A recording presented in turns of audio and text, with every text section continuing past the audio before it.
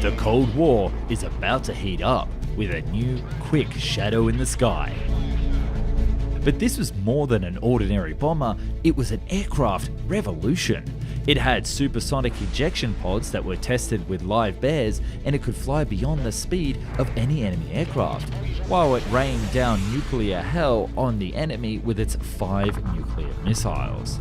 Thanks to its impressive plane and pod design, it carried more nukes than any other bomber that came before and was able to strike with deadly precision, making carpet bombing a thing of the past.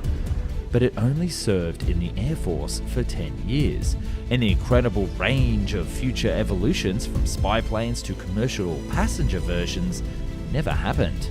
This is the bomber that was beyond its time and built for a nuclear Armageddon that never happened. This is the B-58 Hustler.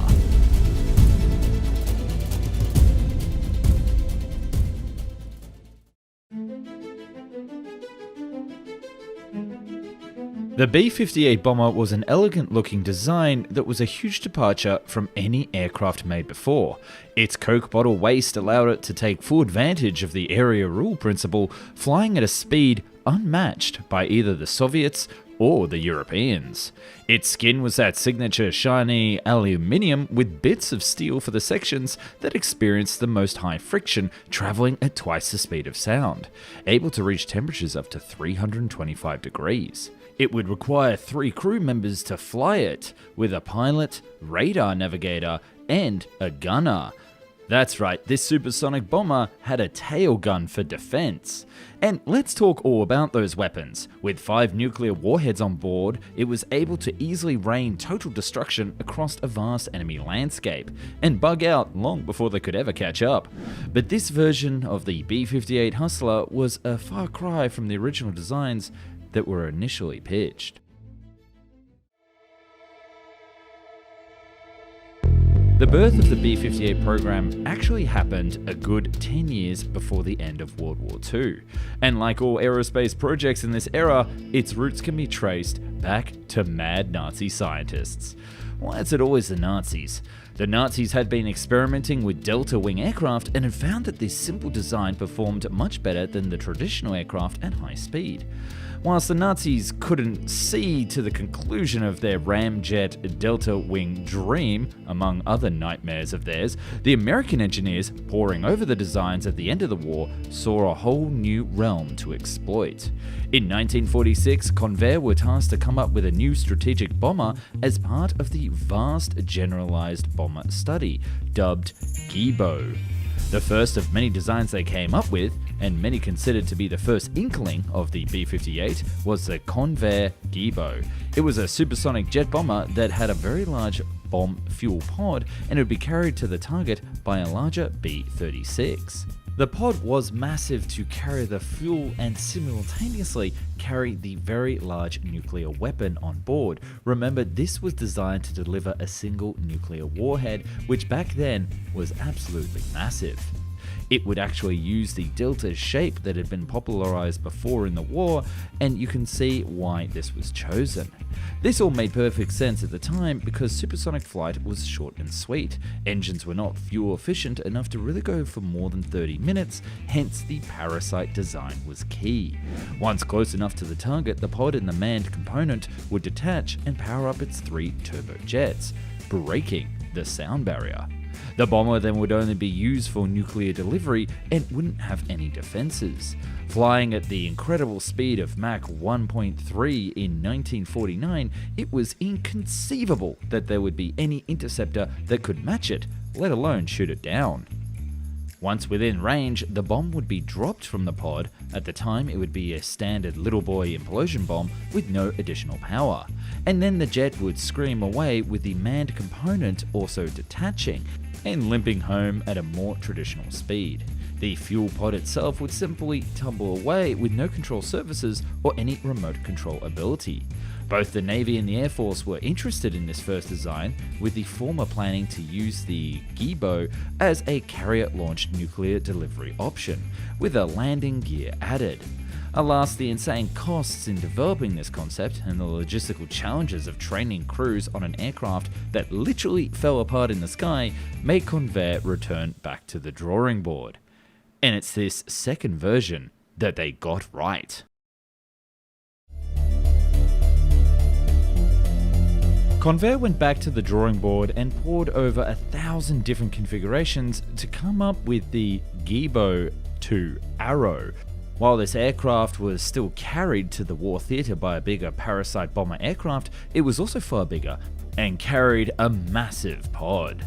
It was also recognisable as the halfway point towards our beloved B-58. The jet now had a swept-back wings that looked like an arrow with 3 engines, 2 on the wings and 1 in the tail. The pod itself only had a single jet engine, a 6,000-pound bomb and a radar, allowing it to continue under its own power after release and track to a target with its own control surfaces. The mission would allow it to loiter around an area, either to engage or self-destruct without nuclear activation, something that was much more threatening than a single fire and forget missile. These larger underwing engine nacelles of the bomber aircraft were also expendable, detaching after the pod had been delivered to the target, and the Gibo 2 would limp home on the slower single jet engine in its tail. This was a massive cost in terms of expensive jet engines, but since this was a nuclear mission, the engineers figured that it would only fly a single sortie. Following this, Convair reworked another 10,000 configurations to redefine their design, with the number MX1626 showing the most promise. This version shared a lot of similarity with the Gibo 2, but returned to the highly swept Delta wings. It had 2 crew members and had a huge pod underneath. And we have to point out this plane was pointy as heck, with its nose sticking way out. Gone were the slung under engines, although they will be back so don't be too sad, and in return it had 2 engines integrated into the wings to reduce drag. The pod under the jet also had a single turbojet engine and was either equipped with a nuclear warhead or spy cameras. Yes, this was now also a spy plane. And it's rather clever. During a mission, the pod would take photos and then send them up to the cockpit. And then when it was time to bug out, the pilots would simply detach the actual cameras and fly home with the photographs.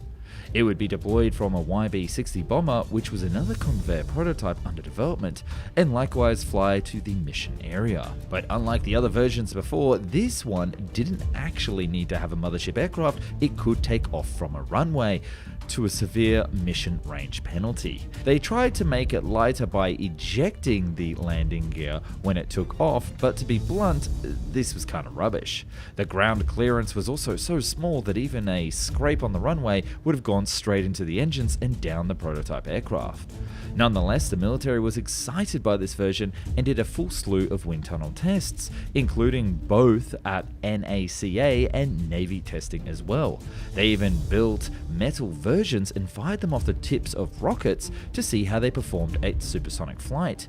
Alas, they came back disappointed. With only a top speed of Mach 1.5, it quickly turned out to be a rather lame design, and the big wigs in Washington were quickly shutting the book on Convair's wild ideas. That is, until one new invention saved the entire program: air-to-air refueling.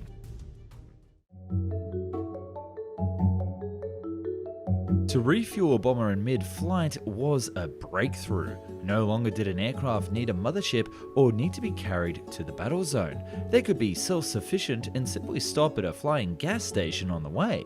Convair took their previous version and then redeveloped it into the MX-1964, removing the engine from the pod, including a new 3rd crew member to man the new defensive systems, and I'll get to that in a moment, and brought back the 4 underslung engines in Siamese nacelles configuration, which is such a satisfying sentence. Its wing was now even more swept back, halving the amount of drag at supersonic speeds. This aircraft now had a built-in landing gear as well, and can also do the distance, flying from home soil with the tanker aircraft, the B-60, and performing its own mission alone if need be. But the pod lost its engine as it was deemed too expensive and heavy, and the nuclear warhead was replaced with a shiny new hydrogen bomb. In a weird twist, the pod also contained the radar and weapon targeting systems. The engineers figured that once the pod was deployed, the plane didn't need a radar or targeting. Its only job was to get the heck out of there before the world collapsed in nuclear fury. And boy, the lads in Washington were impressed, and by 1952 it was given the official working title, the B-58. Convair was given the green light to develop and build a prototype. So they pulled out their pencils and started working on what would become the prelude to the production version. The Delta Wing itself was redeveloped with high speed in mind thanks to the development of the F-106 Delta Dart, the supersonic fighter capable of Mach 2.3. Convair slapped this onto the B-58 design and it greatly reduced the drag even more. The Siamese nacelles were also removed and 2 engines were moved back up on top of the wing. But this proved to be a mistake. The higher engines would be more complicated to maintain and cause the aircraft to have worse handling, the engine exhaust acting right on the elevons. So the engineers had to return to the slung under Siamese nacelles for the B-58 prototype. Known as Configuration 2, this version got the theoretical top speed of Mach 1.7 with a complete mock-up completed. This speed was no longer considered invincible, and the engineers decided to sacrifice some weight to include a third crew member manning the guns. Literally, this version had a defensive system, a 30mm remote gun in the tail with 400 rounds for a quick 30-second battle, which is kind of hilarious imagining a dogfight at Mach 1.4. But it's that number that continued to cause a headache at Convair. The military wanted Mach 2, and just like Daddy's girl on a sweet 16th birthday party, what the generals wanted, they got. So Convair went one last time back to the drawing board. They overhauled the pod, making it smaller and more missile-like. They moved the radar and weapon targeting systems back up to the B-58 and swapped out that 30mm gun for a smaller 20mm one. And those Siamese nacelles had to go, as during wind tunnel tests they finally realized that it caused drag issues beyond Mach 1.6. So Configuration 3 was ready and hit that Mach 2.0 with flying colors. Theoretically, the military approved and it was time to build the first actual B-58 Hustler, and this would be easier said than done.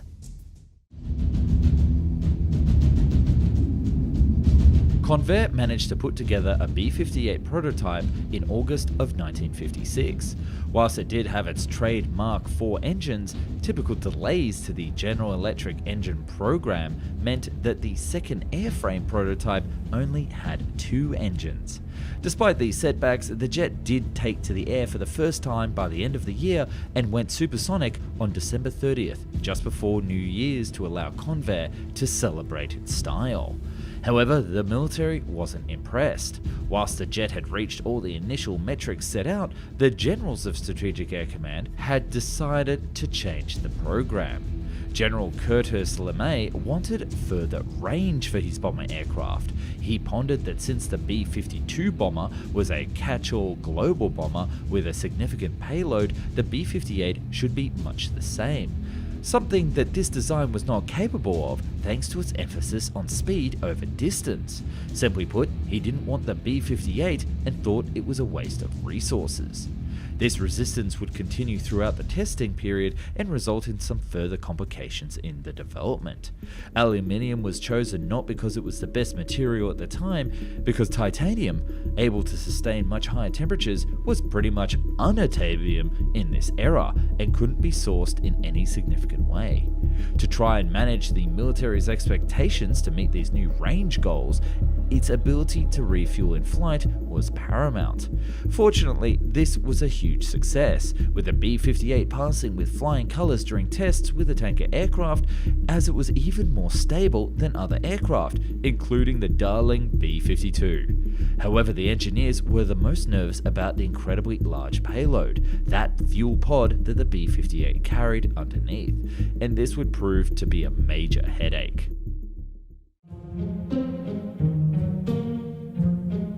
Called the MA-1, it was more than just a bomb. Essentially, it was a small rocket aircraft with its own payload and control surfaces. It would have 160 miles of range and fly on its own full power for 65 seconds, before a controlled glide to the destination. But I can already see you writing in the comments, this thing was huge, expensive, and heavy. Weight and resources that could be devoted to the actual B-58 aircraft itself. So they had to return to the drawing board during the testing phase and rebuild it from scratch with a new version called the MB-1. This version was much simpler. It only had fuel for the B-58 and a 3.8 megaton warhead. It would have some control surfaces, but no onboard navigation nor rocket engine. But again, this had huge flaws. The first was that the fuel would be used up long before the B-58 would reach the target, meaning a massive empty pod was being dragged around all over Southeast Asia by the B-58 jet. The second was that the fuel tanks kept leaking into the nuke, breaking down its electronics. Not ideal. So thinking third time's the charm, they dropped everything and started from scratch yet again, creating the two-component pod. It would have a double bubble cross section that stopped fuel leaking into the nuke, and it had a jettison section that, once empty, the tank would be dropped, leaving just the bomb, fixing both the flaws. The drawback would be a smaller nuke, of course, but it's a nuke for God's sakes, and the military was pleased. But I bet you're asking yourself, what would it be like to fly this?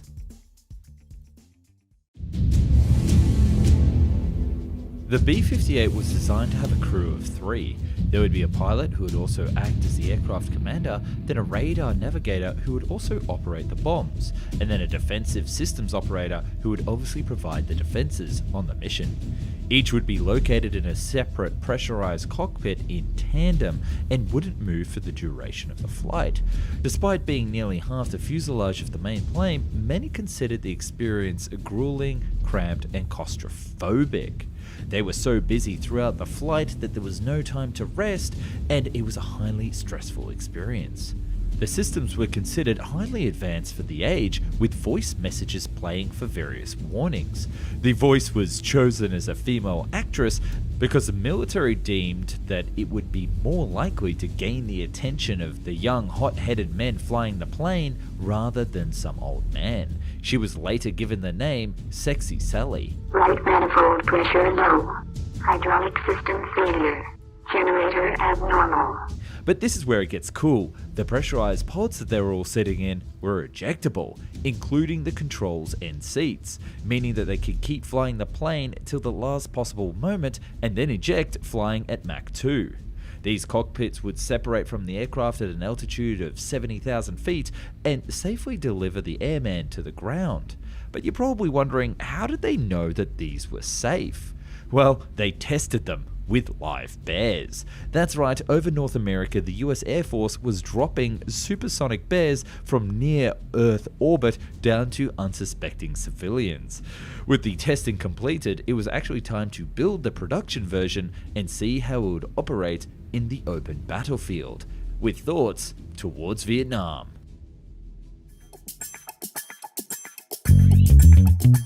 Convair would build a total of 116 B-58s during its production run, and they would be given to 2 Strategic Air Command bombarded wings, the 43rd and 305th respectively. The US Air Force was keen to show off its new toy and entered a single B-58 into the SAC combat competition in Bergstrom. It proved to be utterly superior, beating off the Boeing B-47 Stratojets and even the B-52 in its bombing exercises. But despite this, the Air Force was reluctant to move it to an actual combat zone. Its mission, dropping nukes, didn't really apply much to Vietnam, and they wanted to keep it ready just in case the Cold War got hot with the Soviets. Although there was a camo version painted, or at least designed, for Southeast Asia, but it never saw service. Essentially, the Hustler was purpose-built to deliver nuclear weapons, period. Conventional bombs were considered and tested on the B-58A and rejected. This bomber simply wasn't the right platform. Hold on, that isn't exactly true. Hi, Future Nick here. I have to make a little correction and tell you a little bit more about this top secret Project Bullseye, the actual plan to deploy the B-58 in Vietnam. Project Bullseye was a highly classified program directed by the US Air Force Chief of Staff General Jack Ryan to test the feasibility of the use of the B-58 as a pathfinder for the F-4 and the F-105 in an attempt to prove the bombing accuracy of these aircraft on selected targets in North Vietnam. You see, so far in the mid-60s, the loss rate of these aircraft had been staggering as they had to climb in altitude to identify targets and then dive bomb down. So why not use the impossible to hit B-58 as a scout? Essentially, the Air Force would send out the B-58 with a squad of chicks, smaller fighter bombers on its wings. The B-58 would go first, flying low and fast before climbing rapidly to help paint targets and see the enemy's defenses before commanding the bombing run. As each jet had its own radar jammers, they could confuse the SAM sites without interfering with the B-58's more powerful, larger radar. The Bullseye project was a complete success, with testing bombing results at the lowest altitudes better than those at high altitudes. Detection was minimal, and mutual ECMs proved extremely successful. The Air Force signed off on the program, and the B-58 was painted in the Vietnam green, with flight crews expected to be deployed to Thailand at a moment's notice. However, they never actually got their orders. It was later divulged that Mr. McNamara felt it would not be politically a good move and could result in a demoralizing public outcry if a B-58 were to be lost in combat. It was also felt that it would provide the enemy with a rallying point if they were able to capture a crew member from the cream of the crop of American aircraft. The engineers were not resting idle, however, and came up with several upgrades. First, why just carry one nuke when it could carry 5? 2 pylons were added to the end of the lower wing on the sides of the pod. They would have smaller 70-kiloton tactical nukes, allowing the jet to perform missions striking multiple targets without returning to base, making the aircraft far more versatile. And it was this idea that Convair started to run with, rolling up their sleeves and not only proposing a 2.0 version, but 5 of them.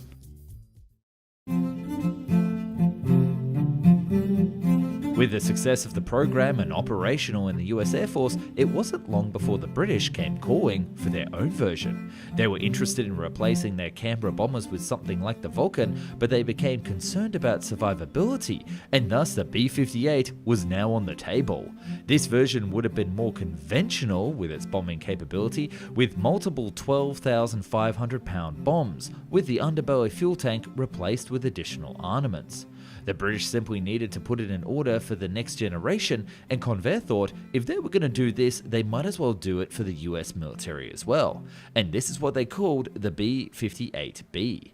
This was an improved version with longer fuselage, more powerful engines, and was nuclear weapon capable.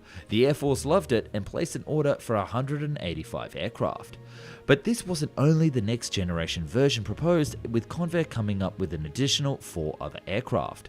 There was the B-58C, dubbed the Advanced SAC Bomber. It had a bigger range and could fly up to Mach 2.4. And then there was the B-58D and E. The first was a long-range interceptor for the Air Defense Command. It would only have 2 engines and a much shorter range of 1,000 nautical miles, but it would be able to fire up to 6 air-to-air missiles to a huge altitude of 70,000 feet. The second one, the B-58E, or Model 16, was a tactical bomber. It would use the same twin engines as the Interceptor, but a shorter range to be used for small missions around Vietnam. It wouldn't use the pod design and operate ground scanning radar for bombing missions. Now, Convair would also take a moment to outline a few other use cases for the B-58 fuselage that were more than just bomber aircraft. The first was a Minuteman carrier. Yes, as in the nuclear ICBMs, or in this case, air-launched ballistic missiles. Naturally, the B-58 would struggle with such a large missile, and thus the third crew member and his equipment would be gone, replaced by additional fuel. Additionally, the plane would also be extended by 5 feet and additional modifications for a shift in the weight. Such the program would require plentiful money to realize, and the military was not budging. And then there was also the spy program. Convair envisioned that instead of a pod, there would be a spy plane carried underneath. This would be called the Super Hustler and the Convair Fish, and this would be a direct competitor to the SR-71, and potentially massively better. Something that I've already covered in depth right here on the channel that you can watch after this video. But I think it's the last version that was by far the most interesting. It was the passenger version. This was totally a huge other topic and something that I will dedicate a whole nother video, so if you want to see it, let me know in the comments. So it looked like the future was golden for Convair, but then all 5 were cancelled. The B-58C was replaced by the XB-70 and the D was replaced by the F-108, and the E never even got a shoe-in.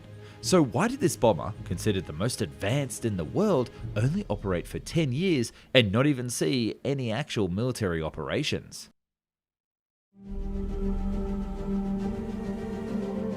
War changed. The B-58 was made for a mission that no longer existed, even just a decade later from before. Let me explain. The use of this aircraft was to fly high, fly fast, and hit the enemy hard with a few precise strikes. However, the enemy, air quotes, had started to develop countermeasures, such as the Soviet SA-2 guideline surface-to-air missile. Used over Vietnam, this new surface-to-air missile was capable of reaching the B-58 in flight and was much more cheaper to produce than these expensive aircraft. Thus, the military decided that all aircraft in the theater would now need to fly low and fast, ducking below the radar and avoiding the SAM sites. But because the B-52 was a more traditional plane, it was able to change its mission doctrine quite easily and still be an effective tool for the region. But the B-58, not so much. Thanks to the low altitude, thick humid air, the B-58 would burn more fuel and struggle to fly in a straight line, and barely avoid these new pesky SAM sites. The B-58 was essentially obsolete as soon as it arrived on the scene, and any marginal use cases were scrapped. Plus, there were also some other major flaws with its design. Of the 116 B-58s built, 26 were lost during testing or patrol flights. That's a disastrous accident rate. That 22% attrition rate was unsustainable for the Air Force. 36 crew members were killed, something that weighed heavily on the engineers and the brass commanding these aircraft to fly. The US military simply didn't have the experience it has today in building and maintaining or even flying Mach 2 aircraft on the regular, and those materials, the science and minds behind it couldn't foresee all of the issues that plagued such first-generation programs. And speaking of being a flawed program, we have to mention the cost. $3 billion, $22 billion today. This was an unfathomably expensive program compared to the other bombers at the time, especially considering its low capacity and range. In addition was the cost of maintaining these jets. It cost $1,440 to fly per hour compared to only $361 for the B-47. Yikes. With the cost of rising fuel in the 1970s, the government issued the fleet to be grounded by the end of the decade, and that order for the B version thrown away with the bathwater. The B-58 only got 10 years in the sun and would have never fly again, with the fleet being scrapped by 1977. The B-58A served from 1960 to 1970. It set 19 world speed records, including a window-rattling and perhaps even shattering New York to Los Angeles round trip in 4 hours and 41 minutes. And then in 1963, it flew the longest entirely supersonic flight across the world.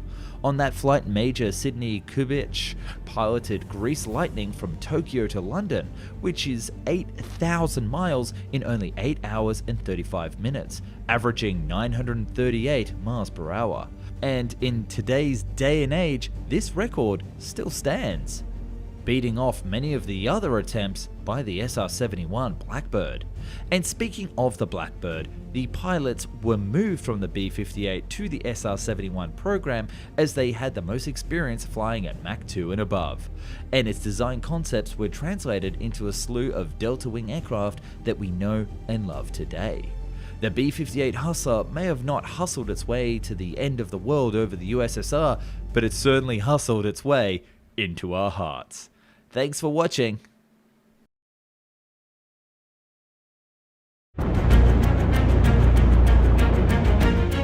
This Lockheed concept jet can not only fly at Mach 2.2, but land vertically using 1950s engine technology.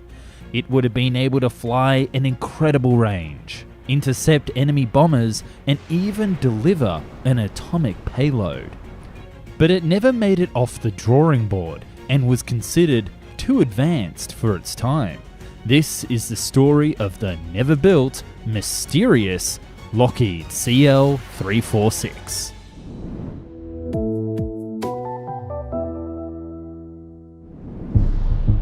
One of the many challenges that air forces around the globe faced during World War II was the shortage of suitable airport sites. There needed to be an airstrip long enough to launch a long-range bomber and close enough to enemy targets. This made capturing islands a priority, as they could hold as many aircraft as needed or act as a refueling stop from the mainland. But for some places in the world, there was no land to build long enough runways. Thus, in turn, the military built aircraft carriers that could launch aircraft at sea, but this led to limitations to aircraft design such as range, size, or payload, leaving them in a catch-22 and seeking a middle solution. And they would find it in a VTOL aircraft. VTOL stands for Vertical Takeoff and Landing, and that is a plane that can hover, take off, and land vertically. But generally speaking, most VTOL aircraft are also capable of rolling takeoffs like normal planes, and they use it wherever possible, since it typically significantly increases the takeoff weight, range, and payload compared to a pure VTOL aircraft. And there are several advantages to using a VTOL plane, one being the space required for takeoffs. The US Navy was particularly interested in an aircraft capable of vertical takeoff and landing aboard platforms mounted on the afterdecks of conventional ships. These planes would have also been stationed at military bases that didn't have runways, or be located on city rooftops themselves. The military of the 1950s was very keen to exploit these inherent advantages in the technology, coming up with a program to develop the next generation VTOL fighter. In 1956, the US Air Force Air Research and Development Command, or ARDC, commissioned Lockheed to come up with a solution to this VTOL problem. A new jet aircraft that could perform equally well as a primary mission of hitting enemy installations with a nuclear payload, or a secondary defense mission against approaching bomber aircraft. The ARDC gave Lockheed 7 golden rules. The first was that the jet would need to vertically take off and land at 2,000 feet above sea level at exactly 90 degrees. It would also need to be able to deliver nuclear weapons of at least 1,000 pounds, visually dropping it like a bomber. Or alternatively, load 4 Sidewinder missiles for anti-bomber duties. It would also need to be able to fly over Mach 1 at sea level or over Mach 2 at 35,000 feet, and fly to a top altitude of 60,000 feet. The sixth rule was that this plane would need to be capable of supersonic flight at a high altitude and subsonic slow flight hovering at 300 feet. Obviously, considering the last two specifications with speed and altitude, this would be a given, but it's interesting to see that the Air Force took the time to list it. And lastly, it should be able to have a range to fly at least 2,132 nautical miles or 3,948 kilometers and then return to base, or be able to fly directly 3,600 nautical miles, 6,667 kilometers, fully loaded with no return.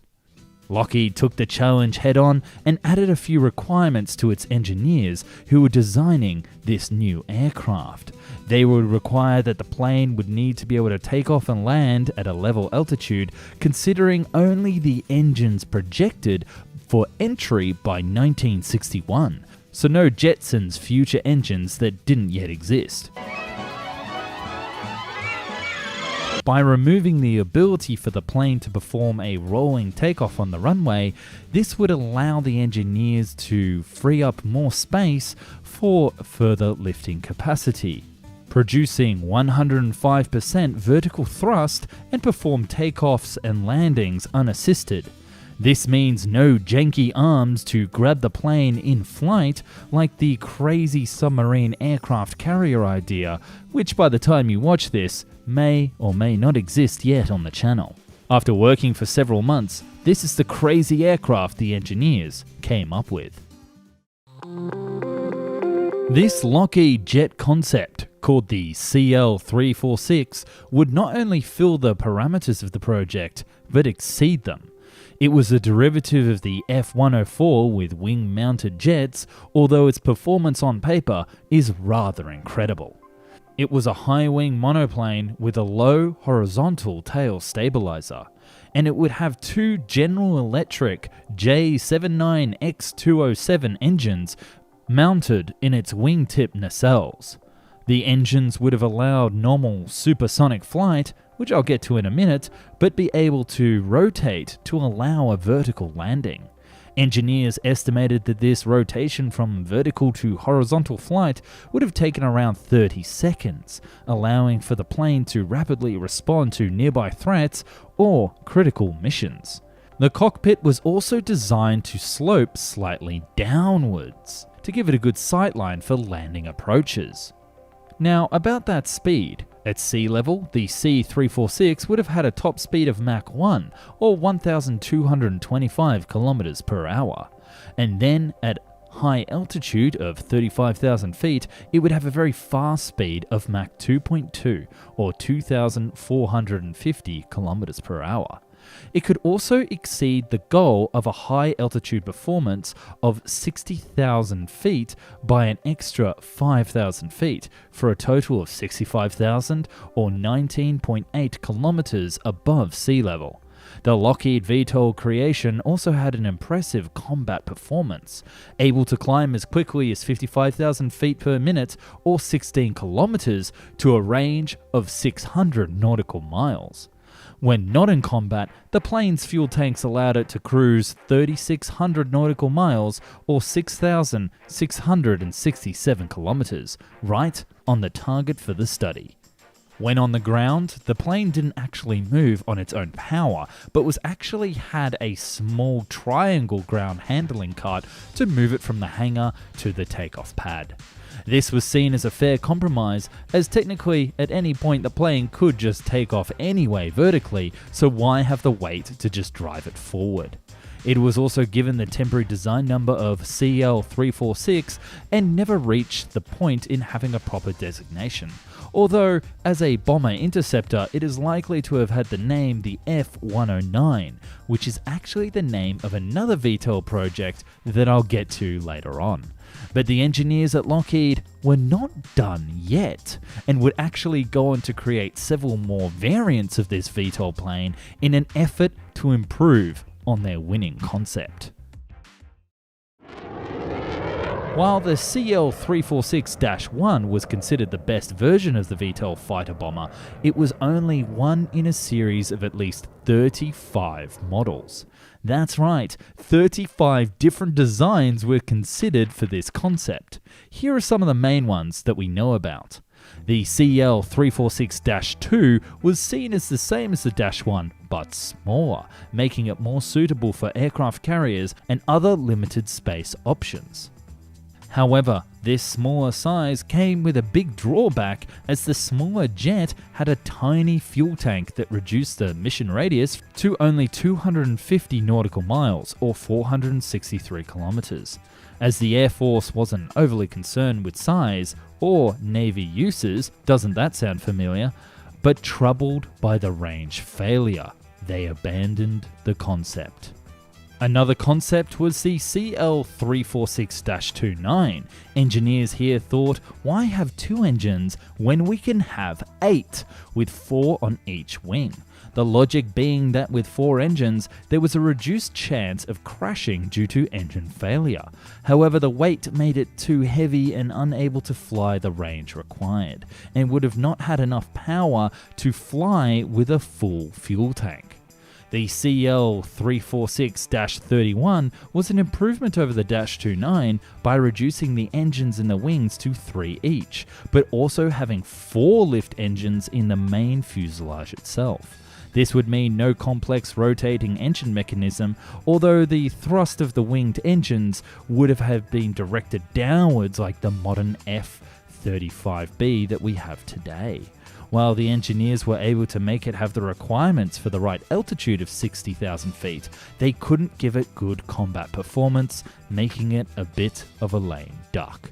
Next was the -34 and -35, which were radical departures from the rest of the pack by being tail-sitter jets. Basically, this aircraft would sit on its tail and take off for missions vertically like a rocket, before turning to horizontal flight. This plane design though, however, had plenty of issues, especially when it came to landing. The pilot couldn't see the ground, and windy days made you wish you got double hazard pay. The 2 designs were rebirths of a previous project, the CL-295, that Lockheed had worked on, so it seems that the engineers still thought it was a good idea. It was scrapped because the risk of a tail-sitter design.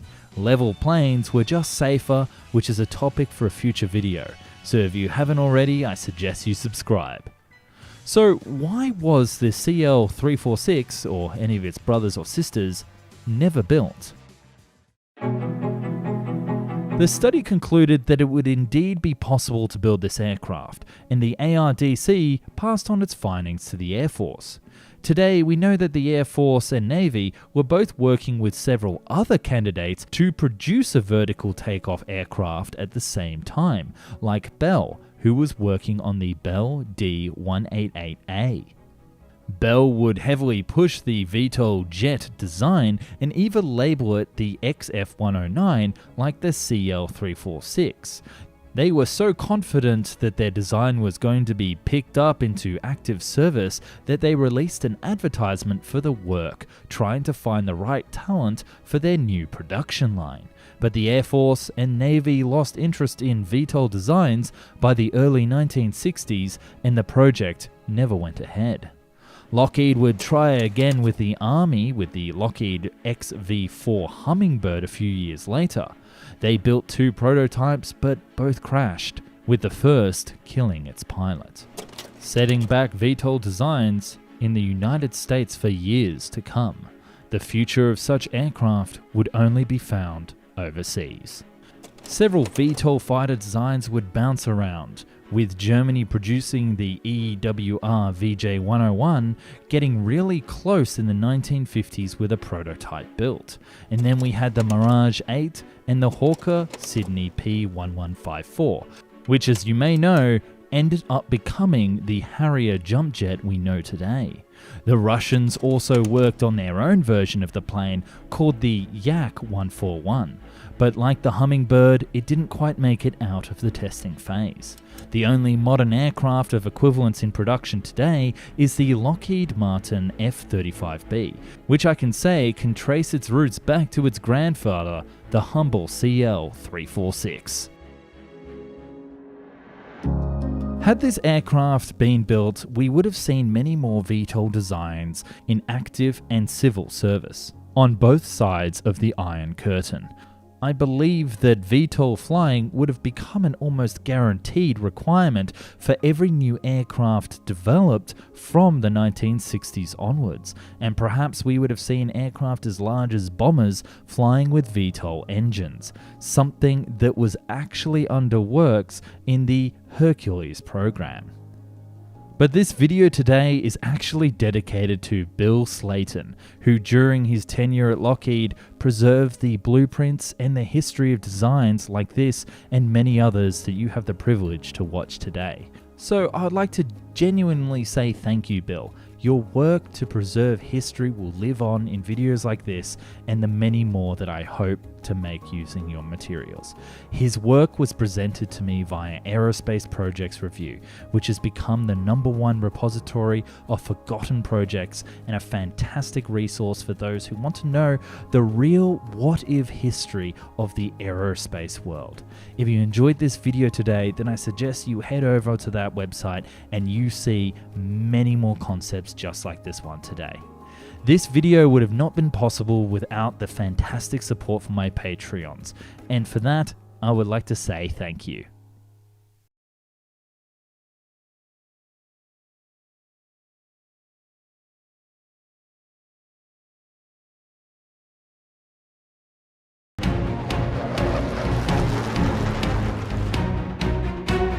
Flying through the air with its propellers moving at supersonic speeds, this defensive fighter has one secret weapon. It can take off and land vertically. This aircraft was to be the cornerstone of the Navy defense, able to protect any ship in the fleet and begin the era of helicopter-like planes. But this never happened. Let's explore the Lost Martin Model 262 Convoy fighter. World War II had revealed a flaw for the US Navy. Their convoy ships that resupplied fleets, armies, and bases across the world were vulnerable to enemy air attacks and required excessive protection from warships to ensure cargo reached their destinations safe and on time. The defense of these convoys was a difficult thing to do and an effective way for the enemy to tie up resources. The Navy, still traumatized from the war with the Nazis, feared that the Soviets would play copycat and go after the lucrative cargo ships of the Atlantic if the Cold War turned hot. So the answer would be a new type of plane, one that had the power of a normal fighter interceptor but didn't require a carrier to launch or land. A plane that could take off vertically or VTOL from its tail. In 1949, the US Naval Bureau of Aeronautics began a competition to develop this new convoy fighter that had the specific ability to be launched from smaller vessels and would protect them until a carrier could arrive. This plane would have a new class called the VF, standing for Convoy Fighter, and have several conditions in its design. The first was obviously the ability to take off from the deck of a convoy ship. The second was the ability to fly close to sonic speeds at 45,000 feet, a pretty mean feat considering it had to go from sea level to 45k in 5 minutes. It would also carry a single pilot with an ejectable pressurized cockpit and perform a combat role for at least 100 minutes to a range of 100 nautical miles, and also land to be rearmed and be refueled back on the original ship. To get the best possible design, they recruited 5 different aircraft contractors. The first, and the hero of our story, was the Glenn Martin Company of Baltimore. In addition, there was also Lockheed, Northrop, Convair, and Goodyear, each with their own designs and concepts, including the Convair Pogo that we have already covered on the channel. So the competition was pretty fierce for Martin, and they would have to come up with a stellar new idea to win this contract. And this was called the Martin Model 262, and it was a series of 3 turboprop fighters that had some very odd features. That's right, it was 3 different designs called A, B, and C, and they differed with the placement of the propeller, because you see, the propeller wasn't actually required to be at the front of the plane, with one of the designs, C, having it closer to the tail behind the pilot and the main fuselage. This would allow for a better center of gravity and a smaller tail, which I'll explain in a minute. That was very important, as well as improved visibility for the prone pilot, at the cost of harder engineering to have 2 halves of the plane connected by a propeller. A had a typical configuration for aircraft at the time that gave it excellent endurance, and it was the lightest of the designs, but they also included B that had better stabilization and better firing accuracy thanks to having the propeller in the center of gravity. This list of pros and cons for each of these aircraft meant that Martin was planning to do further wind tunnel tests to choose which concept to develop forward. But this wouldn't just be an ordinary scout plane, but would carry a sizable armament consisting of 2 20mm cannons on the wings, with ammo loaded through doors at the top of the plane. Other weapons considered were rockets or even rudimentary missiles that could have been attached under each wing for interception. Had this been built, likely Sidewinders would have been an excellent choice down the line if this aircraft was still in service at the time. Due to the ability to hover, the plane would also need to have a much smaller tail to ensure that gusts of wind didn't push it off course when landing, or into the boat that it was trying to land on. And to make landings easier, the plane's pilot would be able to rotate their seat 45 degrees, giving them an excellent view out of a window that was built into the fuselage. And let us talk about that landing for a second, because this is kind of crazy. Martin quickly realized that the challenge of designing this aircraft wouldn't be the takeoff, but instead the complex landing. Something that they had to approach very differently from anybody else in the competition. The Navy had made a major mistake in its assumption of the Convoy fighter, that during landing, the pilot would have perfect conditions and perfect control over the plane. In this make-believe scenario, the pilot could land the aircraft back onto its tail on a small patch of deck in just a few minutes, whilst the ship was rolling 15 degrees side to side and also pitching forward and back 4 degrees. But Martin, with experience actually building and testing airframes, knew that this was absurd. Thus, they instead assumed some of the worst conditions known to man, a storm, a bad pilot, and even stressful from flying combat missions where you've lost half your wingman, that these pilots would not be able to easily land the aircraft back on the deck. So they designed all 3 of their concepts to not land on the deck of a ship, but rather right on the side of the middle, using a special platform to catch the plane whilst it hovered vertically. The advantage of this was that the pilot didn't have to match the pitch or the roll of the deck, but would simply have to match the speed of the vessel. A crew member on board, who wasn't burdened with flying a plane vertically at the same time, would move a stabilized platform towards the plane that would cancel out any rolling of the sea. The fighter would then have a vertical spike retract out and catch itself onto the platform. The pilot would have a little window to look through the floor so he could see exactly where that spike was aiming, and this spike would catch on a 10 by 10 foot area and slot in. This spike would then fall and arresting cables would catch it. If the pilot bounced off the platform or wasn't able to get the spike through, it would simply be deflected backwards and could have another attempt. The whole plane would then be attached to the platform and then would be rotated horizontally. In times of bad weather, the Model 262 would have a small radar beacon on board that would allow it to appear on a small TV screen at the platform.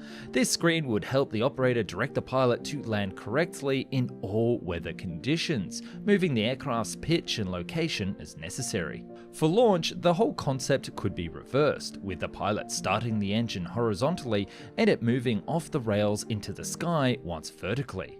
This concept would mean that nearly any ship in the Navy could carry convoy fighters with little to no modification, even if they didn't have the deck space. And for land operations, they designed a truck that was able to carry the platform as well. With the design sorted and the landing issues solved, it was time for Martin to enter the competition.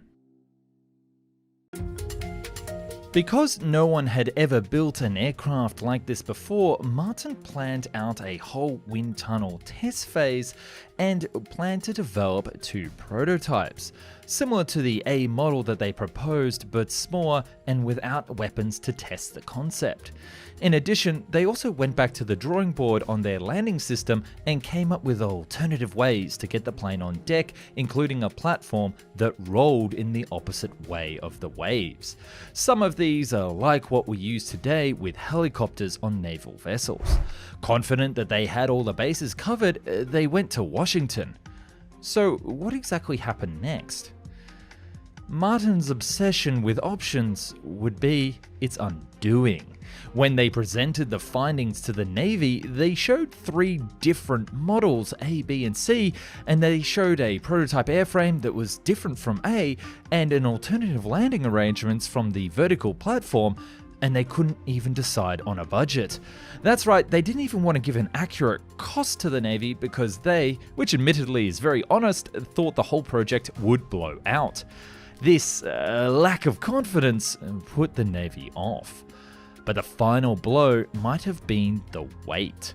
Martin estimated that their aircraft would weigh 16,000 pounds, much to the Navy's own estimate of 17,500 pounds, arguing that the Navy was wrong and their idea, warts and all, was superior. The Navy decided against them and went with the lighter Lockheed and the lighter Convair. And the Martin 262, with all of its funny propellers, was sunk to the bottom of the lost aviation sea. Let me know if you want me to cover the other aircraft in this competition, or check out the Convair Pogo right now to see what the competition was up to. And very special thank you to Retro Mechanics, who had found a lot of these original design documents and helped with the research of this video. If you really want to support him, you can click on the link down below and go see all of the insane detail that he had about this competition. And I mean way more than I'm able to cover here. So click on that link down below. Thanks for watching.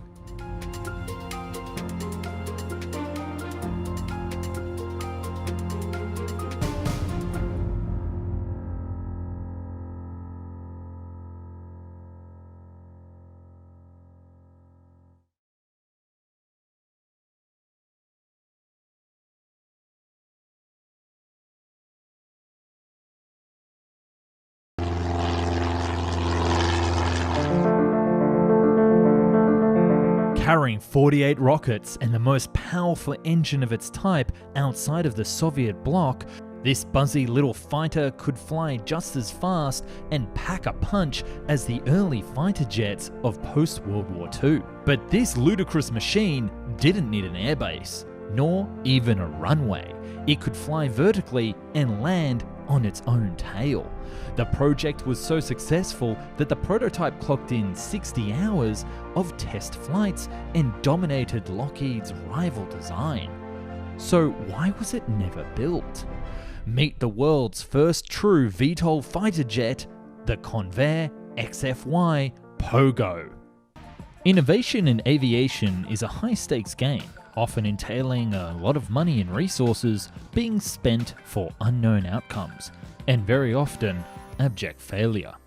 In that high-stakes world, the Convair XFY-1 delivered a double whammy. Not only was it designed to be a vertical takeoff and landing, or VTOL aircraft, but it was also designed to be a tail-sitter, a vivid, self-explanatory term that denotes a special kind of plane. It also explains its nickname, the Pogo. VTOL aircraft technology is complex enough, which explains why few examples of it have been successfully produced and proven viable since the mid-20th century. However, a VTOL aircraft that would sit on its tail for takeoff and landing, like Convair's effort, takes that complexity to another level altogether. And you know that makes it perfect for this channel here today. Let's jump into it.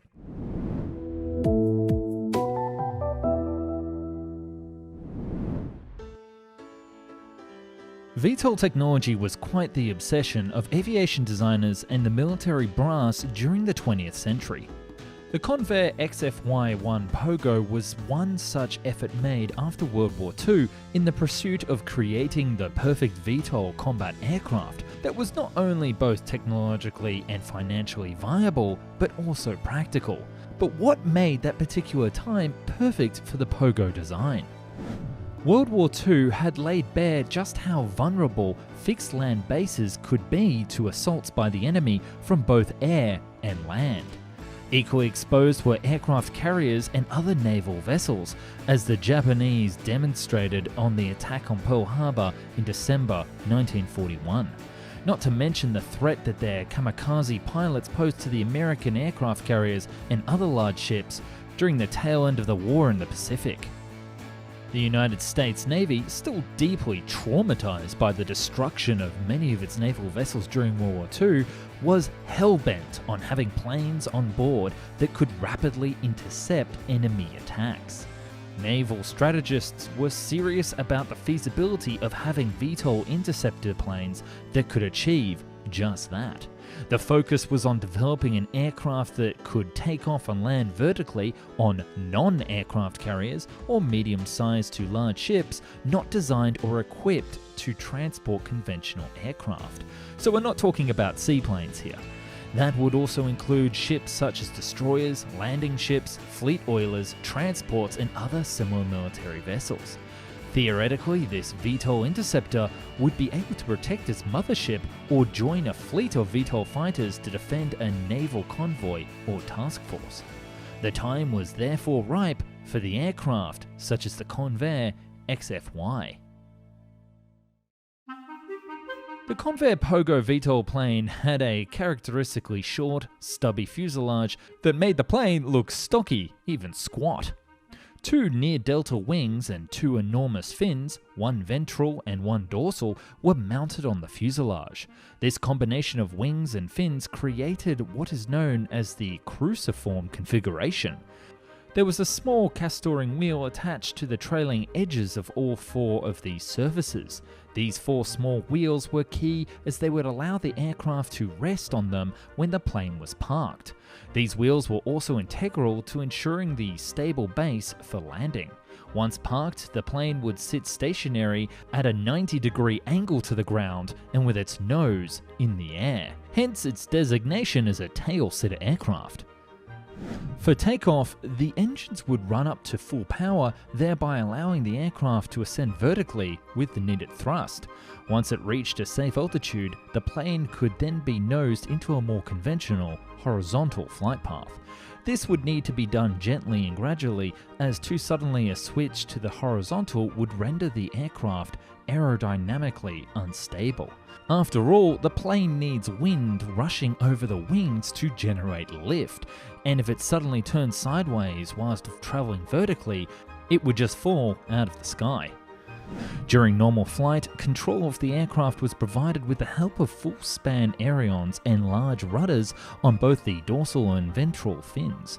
Notably, the Convair XFY Pogo was one of the very first aircraft to use hydraulic power flight controls. It's a stable control system used today on nearly all modern fighter and transport aircraft, but which was still very novel back then. For landing, the aircraft would approach its landing pad with its nose pitched up at a high angle, allowing it to gradually descend to the ground under reduced power. During touchdown, the struts would compress by several feet, very much like a child's pogo stick does when it's pushed down. This would dampen the forces of impact on the plane, always remembering that it would have to land vertically with its nose facing up. In the event of an emergency, which could readily occur aboard a moving ship, especially in bad weather, the ventral fin could be jettisoned. This would allow the aircraft to make a crash landing using a more conventional wing-supported mode of operation. The Pogo had a maximum wingspan of 27.7 feet or 8.44 meters and a total wing area of 355 square feet or 108 square meters. But here's the kicker, it was only 34 feet or 10.6 meters in length, topping out at 22 feet tall or 6.7 meters in height, making it a very compact plane indeed. That explains why it could only accommodate one pilot with a gross weight of 16,000 pounds or 7,300 kilograms. And how would the sole pilot be accommodated in an aircraft that flew both vertically and horizontally as part of normal operation? Designers realized that from an outset that safety and comfort were clearly needed for both flight regimes. To attain a vertical flight, the pilot's seat would have to rotate forward by 45 degrees, rotating back into place once horizontal flight was achieved.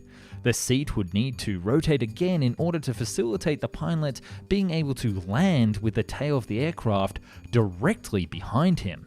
By all accounts, pilot access into and out of the Pogo was very awkward, as it required a special ladder for that. Weapons were never tested on the Pogo, but one proposed configuration for armaments on board consisted of either 48 folding fin aerial rockets or a maximum of 4 20mm cannons mounted in the Pogo's wingtips. So just how powerful would have this squat and stubby-shaped VTOL aircraft actually be? The Convair XFY Pogo would have been a very fast little plane. That's because it would have been powered by Allison YT40A6 turboprop engines, which was capable of generating 5,850 horsepower. That made it the most powerful engine of its type outside the Soviet bloc at the time. The Allison engine comprised of two T-38 power plants that were mounted side by side that fed their energy output into a single, massive gearbox. All that power was delivered to two 3-blade contra-rotating coaxial propellers, say that sentence 3 times fast, and that these two propellers were vital as the torque from a single propeller would have been insufficient for safe vertical takeoff or landing maneuvers. For good measure, an added boost was provided by the small amount of jet thrust from the Pogo's tailpipe. As for speeds, the Pogo at cruise at 35,000 feet could reach 592 miles or 952 kilometers per hour, but it's not actually its fastest altitude. That would be at 15,000 feet, with a maximum of 610 miles per hour or 981 kilometers per hour being possible, which you'll know is faster than most commercial planes with their jet engines fly today. In terms of climb rate, the Convair Pogo could reach 10,000 feet in 1 minute and double that height in 2.7 minutes, with a service ceiling of around 43,000 feet. However, Convair was not the only American aircraft manufacturer tasked with producing a VTOL for the US Navy. Another legendary American manufacturer was also selected to design a tail-sitting aircraft and would go head-to-head with this project. Lockheed. Convair and Lockheed were effectively in competition with each other to produce the much-needed VTOL aircraft for the future of America's coastal defense. The US Navy had awarded them the contract in May 1951 after having spent 4 years conducting VTOL fighter feasibility studies. That had been the combination of a design study called Project Hummingbird, as well as what had been gleaned from material regarding Nazi Germany's thrust wing program, which is a future topic for this channel. Lockheed's effort was the XF-V1, and it's been universally agreed by aviation experts that Convair's XFY Pogo was by far the more successful project. The Convair XFY had not only been able to take off and land vertically, it had achieved the transition to horizontal flight and back to vertical on a number of occasions. Which brings us to the testing phase of the Pogo.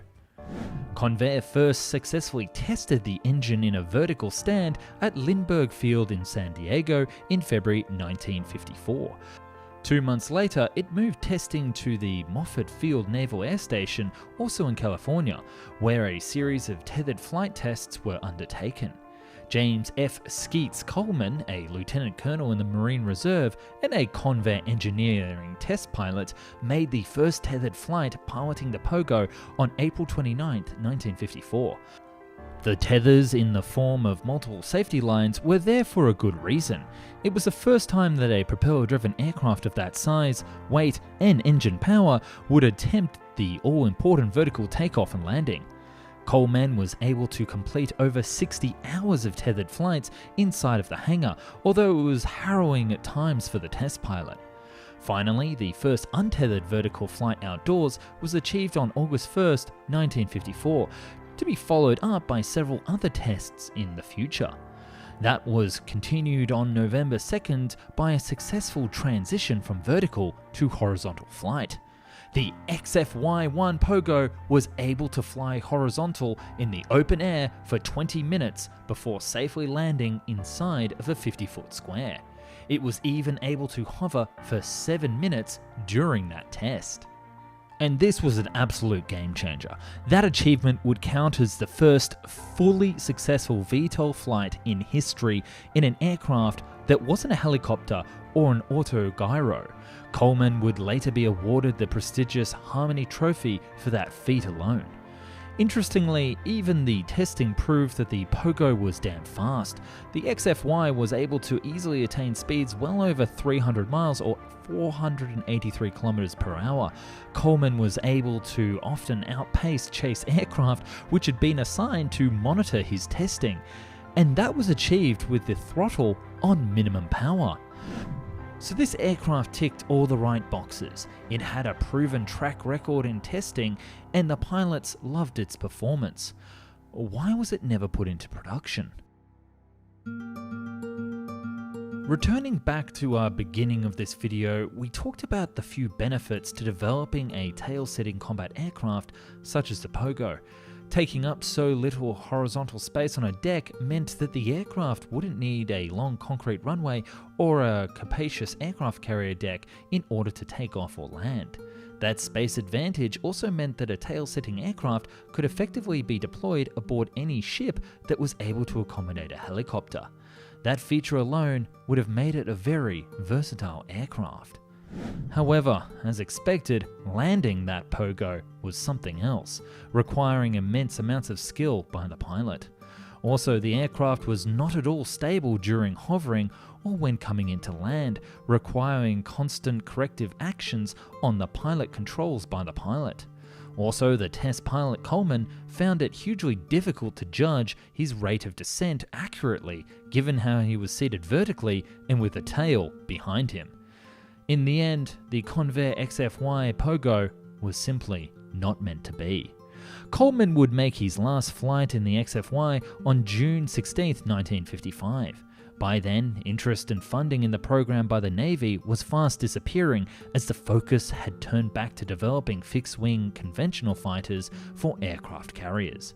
The Navy axed the project 6 weeks later after the final test. There were simply too many concerns with the stability of the craft at slow or hovering speeds, not to mention the safety of the pilot. Nevertheless, the Convair XFY could still be proud of its achievements. It was able to fly for a total of 40 hours during testing in the open sky, and most important of all, it rightly earned itself the distinction of being the first VTOL aircraft in the history of aviation to attain a successful flight. For that alone, the plucky little Pogo is worth respect and even admiration. In the early 1950s, an impossible aircraft took to the sky. An interceptor like no other that could be deployed from submarines, take off from the sea itself, and go supersonic. But this would never come to pass, and the plane would have a tragic future. This is the Navy's story of what could have been. The Convair Supersonic Sea Dart.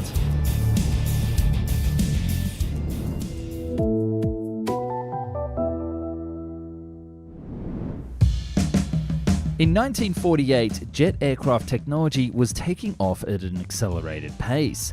Planes were getting bigger, flying further, and most importantly, breaking the sound barrier. Well, apart from the Navy. You see, back then, supersonic aircraft required long runways to take off, high-speed approaches when landing, and were typically unstable, the perfect opposite for landing on aircraft carriers. The Navy was still regulated to non-swept, slow aircraft, and their performance in the early Korean War left a lot to be desired. Thus, the Navy was in a situation where it was being outgunned by the Air Force, the Russians, and they needed their own supersonic interceptor program, one that didn't need an aircraft carrier. This hypothetical new jet would have to take off and land from the ocean itself, a supersonic seaplane. Thus, engineers at Convair got to work on a radically new aircraft design to fill the Navy requirements. Convair's Ernest Stout and his team at Hydrodynamic Research Laboratory thought that what if they could simply take the currently under development Delta Dagger and put it on the water? Theoretically, it could work. It would have to be watertight and the armament would be limited, but it would do its job fine intercepting Soviet bombers over the Atlantic and Pacific. The Navy was equally impressed and placed firm orders for no fewer than 22 of the aircraft, including 2 experimental versions, 4 service test aircraft, and 16 production aircraft, or roughly enough for the first Convair Sea Dart squadron. Thus, with the green light, the Convair Sea Dart was born. Starting with the Delta Dagger, the engineers believed that this new seaborne craft would need to retain the same Delta wing shape, triangle cockpit, and triangle tail. Replacing the wheels were hydro skis that deployed when the aircraft was up to speed on the water surface and then retracted to allow supersonic speeds when in flight. It didn't have the ability to land on our runway, however, but it did have small wheels to move up onto a ramp for deployment or retrieval. The engines were mounted on the back of the aircraft with the intakes well above the wings to prevent water ingestion during takeoff and landing. Its internals were also compartmentalized to allow it to sustain damage in the air and then not sink when it returned back to the sea. The engineers would also fit it with twin dive brakes on the lower rear fuselage that could also be used as water brakes or rudders as it putted around. The aircraft was planned to be armed with 4 20mm cannons and a pack of 70mm folding fin air rockets. Pew pew! This new seaplane was planned to reach Mach 1.25 and have a range of 513 miles or 826 kilometers, enough to intercept any of those pesky Soviet bombers. When it came to the aircraft's deployment, there were 3 major thoughts.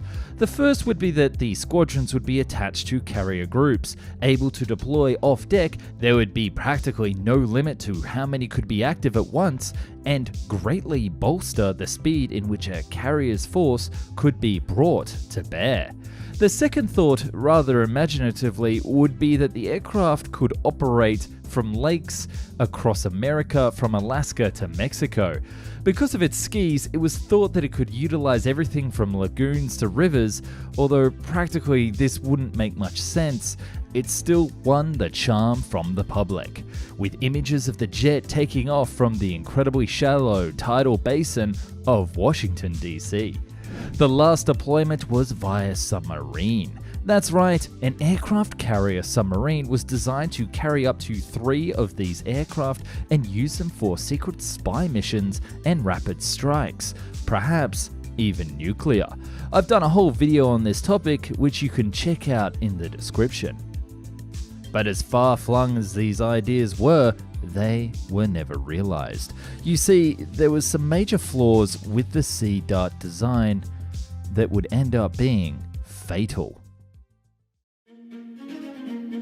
Earlier in this program, I painted a rosy picture of what was thought to be the future of aerospace engineering: water skis and planes that could land anywhere, but the design was far from that.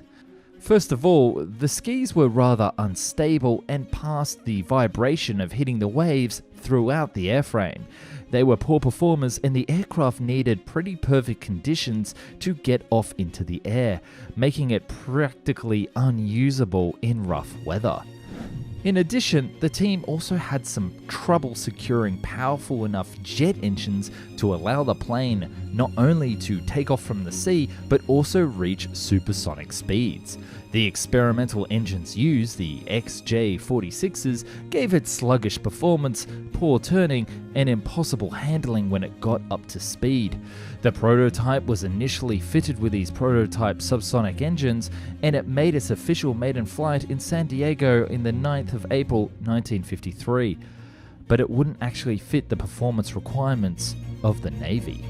Unable to go supersonic and issues with takeoffs and landings, the Navy reduced its prototype production to a single unit instead of two, with the initial one undergoing several redesigns, particularly on those troubling skis. 6 of the production models were also scaled back. Things did start to look up when the prototype was fitted with the production model of the engines, the J-46s, giving it far more power. Test pilot Charles E. Richburg managed to take the aircraft into a shallow dive during one test where it actually went faster than Mach 1, finally proving that the seaplane could actually go supersonic, a record that it still holds till today. The skis were also redesigned from 2 on each side to a single one in the middle, adding stability and allowing it to take off in 10-foot waves. But the vibrations were still very much present. However, tragedy would strike just when it seemed that the flaws were being resolved. During a low-altitude flight test, the aircraft disintegrated in midair as a result of pilot-induced pitch oscillations. The test pilot, and the only pilot to fly supersonic in a seaplane, Charles E. Richburg, was killed, and his death signaled the end of the program. The Navy would pause all development and scrap the order for the aircraft by December 1953. The remaining half-completed aircraft were used for testing various ski concepts, with one more taken to the skies in 1955 for a single flight. But you see, by the mid-1950s, many of the flaws of supersonic aircraft landing on aircraft carriers had been conquered, and the concept of a seaplane flying supersonic just wasn't needed. It seemed that the age of the supersonic flying boat had ended as quickly as it had come. The Convair Sea Dart was a strange offshoot in aircraft development that could have led to many magical aircraft designs, everything from derivative versions across the world to perhaps even a civil version. There was some evidence that Sanders Roe themselves, of flying boat fame, were also working on their own fighter jet design to sell to the United States and Britain that would have been supersonic. But I'm getting ahead of myself because that sounds like it's a video for another day. Today, you can find one of the 4 remaining Convair Sea Darts at the San Diego Aerospace Museum, where it serves as a gate guard, only a few miles from where it took its first flight. The Convair Sea Dart also shares a history with the Martin Seamaster, a seaplane nuclear bomber that I've covered right here on the channel that you can go check out right now. Please do, it's got some fantastic visuals. And if you want to be part of the Found and Explained family, we have channel memberships and a Patreon where you can see videos early, come up with ideas for our next program, and chat with me directly. Thank you again so much for watching. In the 1950s, the United States Navy built a strategic bomber flying boat with some pretty incredible features. The Martin P6M Seamaster was primarily touted as a high-speed mine layer. Critically, it was also to serve as a strategic nuclear weapon delivery system for the Navy at a time when the Soviet Union and its aviation projects were freaking out the US more than ever. And there were even plans to turn it into a nuclear-powered civil flying boat. Yet the Martin P6M Seamaster, which was 6 months from entering service, never actually did. Why is that? Why was such a highly touted flying boat plane finally axed by the Pentagon in August of 1959? After all, this was hardly a project stuck in its design phase or development hell. Its prototypes had even taken to the skies with flying colours, and the factories were ramping up to produce a fleet of 12. This is the lost legacy of the last true flying boat, the Martin P6M Seamaster.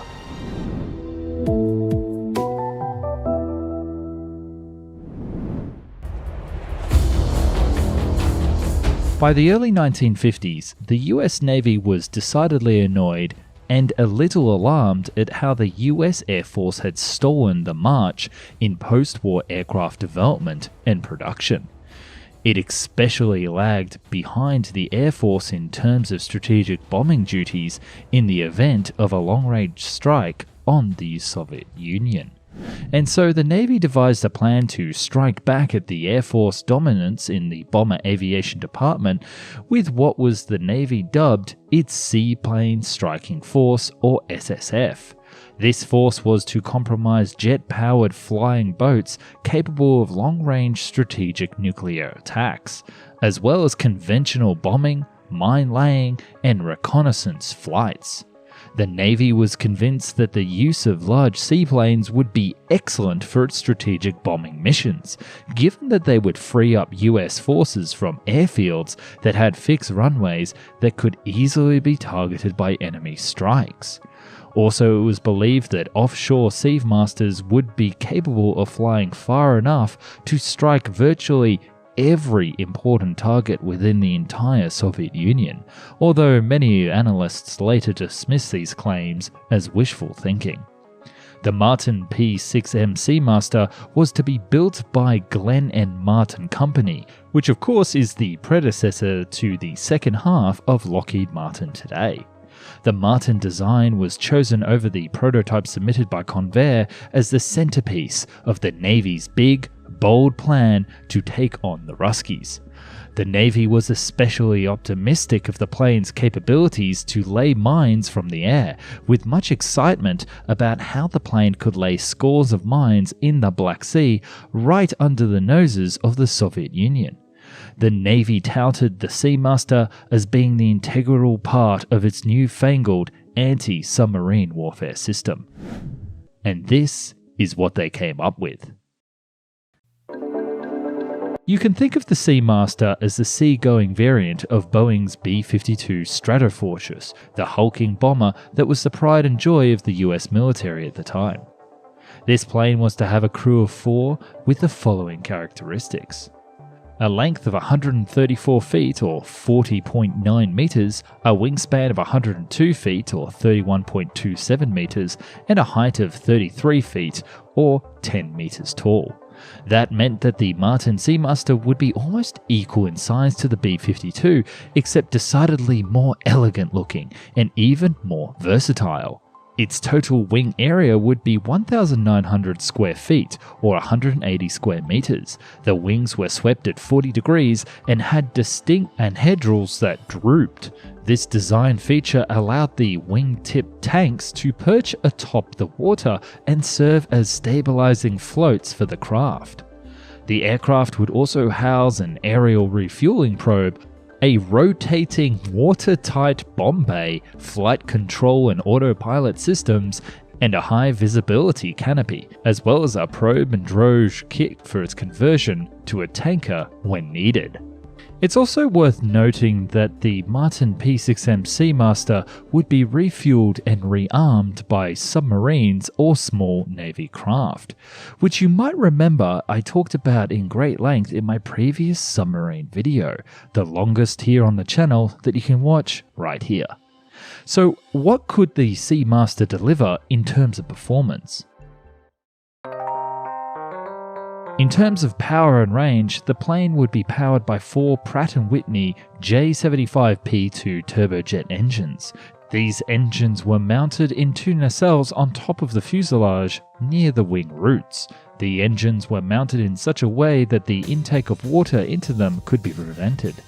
This type of power would allow the Martin P6M Seamaster to attain a maximum speed of 686 miles per hour or 1,104 kilometers per hour at an altitude of 20,000 feet, or that's 6,000 meters for those people that deal in metric. Although most of the time it would be cruising at around 535 miles per hour or 861 kilometers per hour.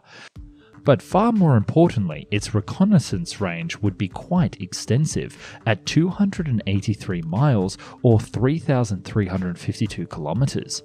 For reconnaissance sorties, it could be fitted with a simple, massive, high-altitude reconnaissance camera weighing in at 4,000 pounds or 1,800 kilograms and 27 smaller M120 photo flash cameras. But its combat range would be significantly shorter, at a still viable 750 miles or 1,210 kilometers. That range would be possible with a payload of 30,000 pounds or 14,000 kilograms of armaments. 30,000 pounds or 14,000 kilograms of armaments, you might imagine, is actually quite a lot, and you bet that the boffins at the Navy were keen to arm this plane to the teeth. The Martin P6M Seamaster could carry two 20mm cannons in its rear remote-operated turret and 122 mines comprising 7 different Mk models, as well as 2 Mk91 bombs weighing 3,500 pounds or 1,500 kilograms each, and 1 Mk28 bomb weighing 1,800 pounds or 817 kilograms. Which you can imagine makes this plane the perfect nuclear delivery system. An interesting aspect of the design for the P6M Seamaster was a watertight rotary bomb bay, which could be flipped over on its fore or aft axes during flight. This nifty action would expose the bomb racks on the inside of the hull, filled with its combination of bombs, mines, and other ordnance, or perhaps cameras, as required by each given mission.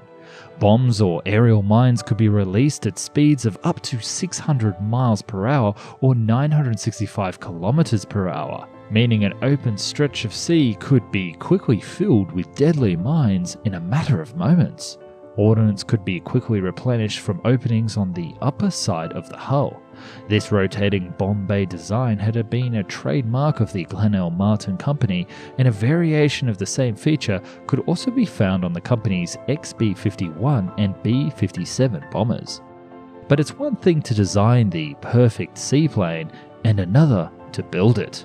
It was time to test the ultimate seaplane concept. The first of the Seamaster prototypes, the XP6M-1, had its first secret test flight over Chesapeake Bay off the coast of Maryland and Virginia in 1955, and the results were promising. Although it was found that the jet exhausts were too far inboard and scorched the fuselage when the afterburners were deployed. But that would be nothing compared to what happened next. A test of the same prototype later that year went really wrong. During the test, there was a malfunction of a horizontal stabilizer, resulting in the aircraft pitching down too sharply. The force caused the engines to tear away from the wings, which in turn compromised the hull. The aircraft broke up in flight, and all 4 crew test members were killed. Coincidentally, this was just 2 days after the death of the aviation pioneer Glenn L. Martin, who had created the company that bore his name and built the Seamaster. A second prototype of that first model design had its tests conducted until May 1956. But it had the same flaw. A test flight to conduct special vibration checks resulted in the aircraft executing a tight loop before it broke up. Luckily, this time the test flight crew managed to escape through a tube-like hatch located just behind the flight deck, and all of them survived. So they went back to the drawing board and came up with the YP6M-1 pre-production model. They angled the nacelles by 5 degrees from the fuselage in order to prevent the scorching which had arisen during the very first test of this aircraft. And they also implemented several different measures to ensure that the aircraft itself would not break up during flight. In its own tests, this version of the aircraft achieved Mach 0.9, which was even faster than its much vaunted cousin, the B-52 bomber. So to recap, there were 3 different prototypes of the Martin P6M Seamaster. The XP6M-1 had 2 prototypes, both of which crashed during tests, and then there was the YP6M-1 pre-production model, of which 6 were built. The Navy decided to move forward and was preparing the aircraft model to enter service with a fleet of 12. The P6M-2 was scheduled to have 8 production models built. Navy crew and pilots started training with the model, flying them all over the country, and were keen to get them into service with a deadline of only 6 months. But then the worst happened. The entire program was cancelled. What had been the context and plans of the Navy's commissioning of the Martin Seamaster P6M provides an interesting insight into the Navy's inner workings and preoccupations at the time, and perhaps gives us an answer of why the ultimate flying boat was cancelled.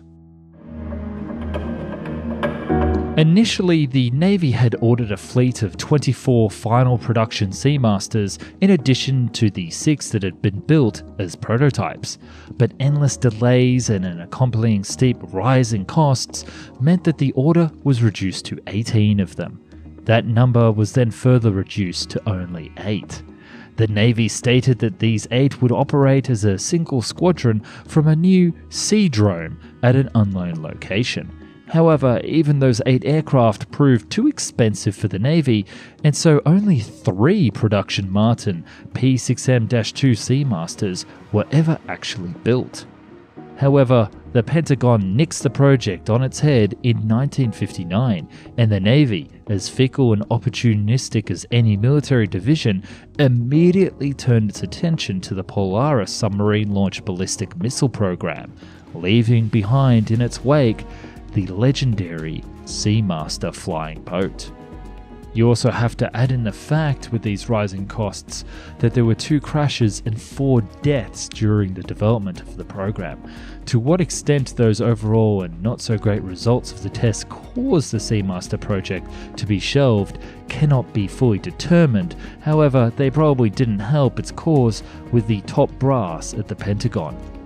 So what became of the Seamaster, which, after all, had actually been built, tested, and implemented into Navy procedures to that point?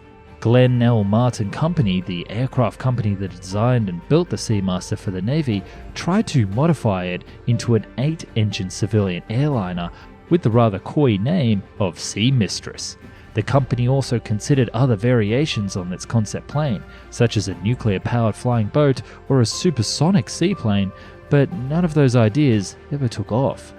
All that remained of the original Martin Seamasters were 2 tails, a fuselage section, and wing floats, which are now found at the Glenn M. Martin Aviation Museum in Baltimore. An enterprising Martin employee scrounged up 4 of the aircraft's wingtip floats to build himself a catamaran. Rather tellingly, the Glenn L. Martin Company itself gave up on building aircraft altogether, which means that the Martin P6M Seamaster was the final aircraft ever designed and constructed by that same company, at least before its integration into the beast that is Lockheed. The skies above the Korean War crackle to life as a new jet enters the fray. Long in shape and with 3 powerful engines, it roars across the sky. Its belly rotates open and several bombs launch out to meet their targets, like an alien mothership spawning drones. And as it turns its sights on enemy aircraft coming to intercept, it blasts them apart with 8 machine cannons. The future has arrived, and it's American. You might think that I'm being very dramatic in today's video, but it's rather fitting because today's aircraft actually became a movie star, appearing in a film of the era as a futuristic new fighter jet of the US Air Force. In real life, it was faster than its piston-powered forebearers, and it would also be the herald of a new era of aviation. It seems that everything was going for this attack bomber, fame, fortune, and a potential order of 300 units, till it all crashed down to Earth. What happened, and why did the jet of the future fail? This is the Hollywood story of yesterday's forgotten future, the Martin XB-51 attack bomber.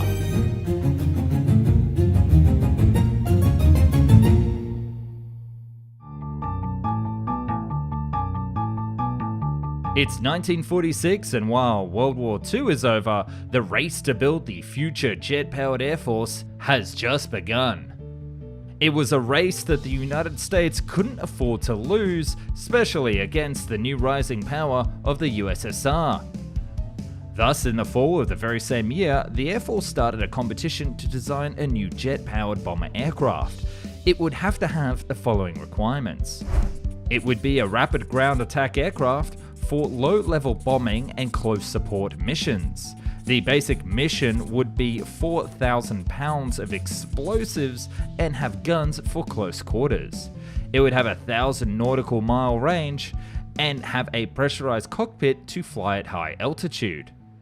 Martin responded with the jet-powered Model 234, a formidable 70,000 pound aircraft capable of carrying 8,000 pounds of ordnance over 800 miles. It would have 2 jet engines and 2 turboprops. You're probably asking yourself, why did it have 2 types of propulsion? That's because jet engines in 1946 were still very early technology and not trustworthy. Initially declared the victor of the competition, the Model 234 was rechristened as the XA-45, the A standing for attack, because this was a ground attack aircraft. Something that the Air Force would actually drop in the very next year. But that wouldn't also be the only thing the Air Force would change. Following the selection process, the US Air Force redirected their focus towards speed, prompting a comprehensive overhaul of all programs, including the XA-45, which was originally conceived without prioritizing this attribute. Simply put, the Martin XA-45 was too slow. So the model, unveiled in February of 1947, underwent such extensive modifications that it bore little resemblance to its predecessor. Transformed into a new lighter 52,000 pound variant, this reimagined XA-45 now boasted 3 engines and incorporated such innovative features such as a swept wing and tail, a rotating bomb bay, and notably, bicycle landing gear, a technology previously pioneered by Martin as part of their XB-48 initiative, which is totally a future video on the channel coming very soon, so make sure you're subscribed if you're not already. Sufficiently impressed by all this, the military ordered 2 prototypes as part of a fixed price contract worth around $9.4 million US, which is actually 128 million today. Boy, talk about inflation.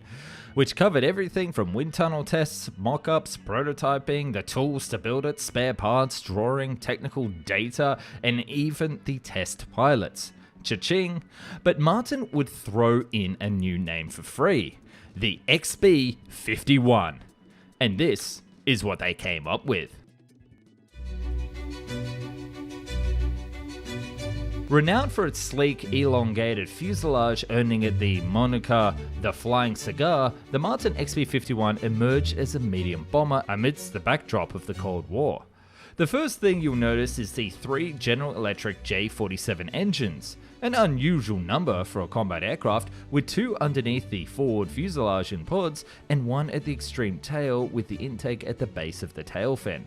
This would give it some serious speed, and 3 engines would provide enough redundancy that if anything were to go wrong with it, it would be able to make an emergency landing. Plus again, this new jet technology was rough. These engines would give a top speed of 644 miles per hour and a cruise speed of 538 miles per hour, damn fast compared to the bombers that came before. But that's not all.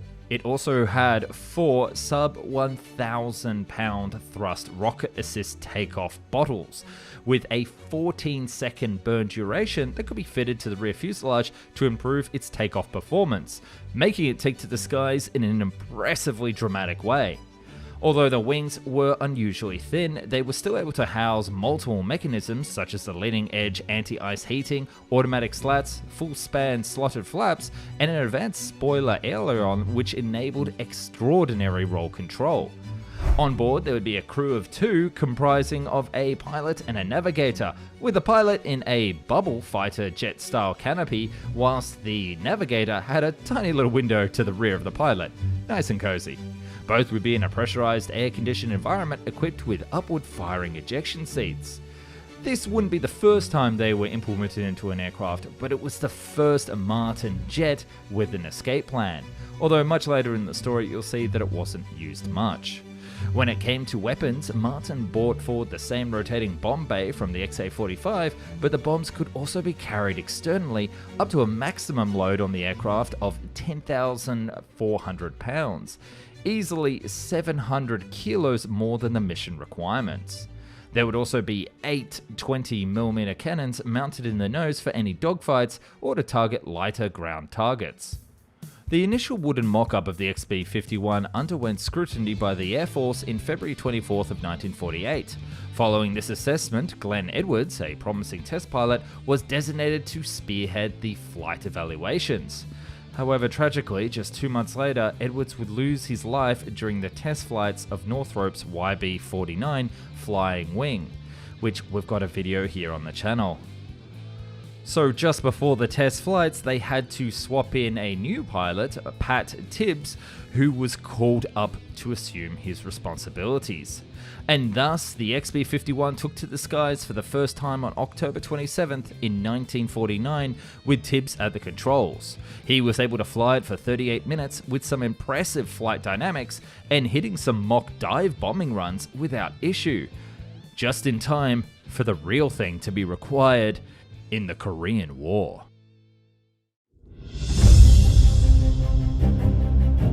Yes, it's that time again, and the United States have found itself fighting back in Asia. Politics of the time aside, it was actually an opportunity for the government to look at replacing its now aging fleet of piston-powered bombers, specifically the Douglas A-26s, with jet-powered ones. Just what is your mission? Quality. Flying hardware of better quality than the enemy. Not just the aircraft, but the power plant, the armament, the radar, everything that goes with the vehicle to make up a complete weapon system. And wouldn't you know it that the Martin XB-51 was the perfect candidate. Thus, the United States Army Air Force, they were still one thing back then, organized a competition and invited Martin with the XB-51, as well as North American's AJ-1 Savage, as well as the Avro Canada CF-100 and the English Electric Canberra, for a potential production contract of 300 units. The XB-51 and the Canberra would emerge from this competition as the favourites and went head-to-head. While initially appearing to hold the advantage with its impressive speed, the XB-51 ultimately faced defeat against the Canberra. Despite its slower pace, the Canberra's lower wing loading provided it with the desirable range and superior maneuverability at low altitudes, qualities sought after by the judges to operate in Korea. Furthermore, while the XB-51 could only linger over a target 400 miles away for an hour, the Canberra could extend its presence for 2.5 hours over a target located 900 miles away from its base. Additionally, the general strength of the XB-51 airframe was relatively low and would prevent it doing tight turns whilst fully loaded with fuel. Lastly, the tandem main gear plus outriggers of the XB-51 were thought to be unsuitable for the requirement to fly from emergency forward airfields. Yikes. This decisive victory for the Canberra swiftly dashed any hopes for a production version of the XB-51, illustrating that speed alone was not enough to secure success in the competition. Although the XB-51 itself wasn't chosen for acquisition, Martin was tasked with manufacturing 250 Canberras under license, designated as the B-57. Additionally, Martin's rotating bomb bay design would be integrated into the production models of the B-57. There was also a proposal for a Super Canberra, which would include features from the XB-51, such as the swept wings and tailplanes, offering improved speed and performance compared to the original B-57. However, this advanced aircraft never progressed beyond the conceptual stage. The extensive modifications required would have demanded a significant amount of time for implementation and testing before it could enter production, rendering it unfeasible in time for the Korean War. So, whatever happened to the XB-51 from here?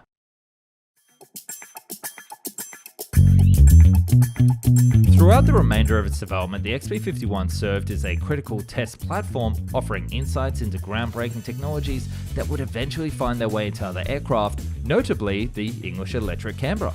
During its idle time, it also made an appearance in the film Towards the Unknown as the Gilbert XF-120 fighter, which is always fun when Hollywood makes an experimental fighter or bomber and turns it into something that the Air Force has fleets of. Although if it had gone their way, there would have actually been 300 XB-51s in the Air Force. At Edwards Air Force Base, which was actually named after the same test pilot who died flying that flying wing, they started doing additional tests. In 1951, engineers focused on understanding the dynamics of a bomb release at high velocities, a pivotal aspect of aerial warfare. This research reached a critical juncture on March 21st when an unexpected incident unfolded mid-flight. At an altitude of 15,000 feet, the right-hand aft door unexpectedly opened, resulting in a dangerous surge of air pressure that led to the dislodgement of a critical component, causing it to fragment and damage engine number 2, which is one of the reasons why its underslung forward engines were actually one of the largest flaws. This would compound only 6 months later when on May 9th, 1952, the second prototype crashed during a low-altitude high-speed maneuver at Edwards Air Force Base. The aircraft, which was piloted by Major Neil Lathrop, unexpectedly inverted during an aileron roll, leading to a catastrophic collision with the ground, resulting in a fatal explosion. The challenges then continued when the first prototype built met a similar fate on March 26 in 1956 during a ferry flight from Edwards Air Force Base. Witnesses reported a premature stall during takeoff from El Paso Municipal Airport, causing the aircraft to lose altitude rapidly after reaching a nose-high position. Despite attempts to recover, the XB-51 struck a boundary fence and ultimately disintegrated upon impact.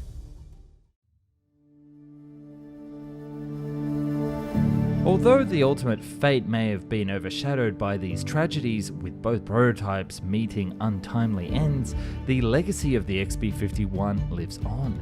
Its contributions to aeronautical engineering and the lessons learned from its trials continue to shape the future of aircraft design and operation. And we can appreciate that it's a fascinating time capsule into the beginning of the jet age, where engineers really thought that anything was possible. Thanks so much for watching today's video. I'll see you in the next one. Be sure to click on the side and subscribe, and if you like this, leave a little comment down below so it helps the algorithm. This bomber dropped nukes on US, Spain, Denmark, and basically everybody but what it was designed for, the Soviet Union. Loud, unreliable, killed more pilots than most of the other bombs in the US fleet, yet more than 7 decades after its first flight, it's still in operational service. That's right, it's 70 years old. It buzzed aircraft carriers in Maverick style, shot down MiGs, and on top of that has a very cute nickname, BUFF, which stands for Big Ugly Fat. To better understand this legend and see how the B-52 became what it is today, and why on earth it hasn't been replaced, let's take to the sky in the Stratofortress.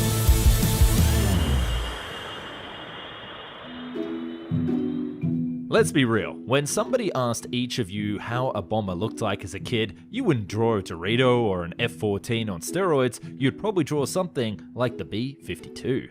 After the war ended, the last big one with the bad guys from Indiana Jones, the US Air Force was inspired by the jet revolution and wanted a shiny new bomber. One that could deliver a nuclear payload over those pesky commies or drop many tons of conventional democracy on any aspiring communist nation around the world. Looking at you, Korea. But building a new bomber wouldn't be easy, and the development process was very long and ever-changing. From the first design, the Model 462 presented in 1946, to the final B-52A variant in 1952, there were several designs and upgrades which thoroughly changed the original design as the US Air Force spilled out new requirements. Specifically, the designs went from a B-29 but bigger with 6 engines to a Delta swept something hybrid and then a regular swept wing design with prop engines, over to a wannabe B-52 and then finally the YB-52. With the Chad himself, Tex Johnston, the same guy who did that barrel roll in the 707 back in the day, the YB-52 took to the skies for the first time on April 15th, 1952. But like a broken record, they decided to change the design yet again. The engineers introduced a fighter-like bubble cockpit, just like the B-47 had, and this led us to the final version, the B-52A, which is what the base is the B-52 we know today. At the time, Northrop was also playing around with a bomber concept and loved the shape of the Dorito, using the YB-35 and YB-49 to try and secure America's next bomber project. But Boeing persisted in a very traditional aircraft design instead and would win the game. But this was only the very beginning of this aircraft's evolution. From 1954 to 1961, the B-52 went through 8 different iterations, ending with the turbofan-powered B-52H, which is the variant still in service today. However, one might ask, why were there 7 modifications throughout 7 years? It's because the B-52 was a big, ugly, you get the point.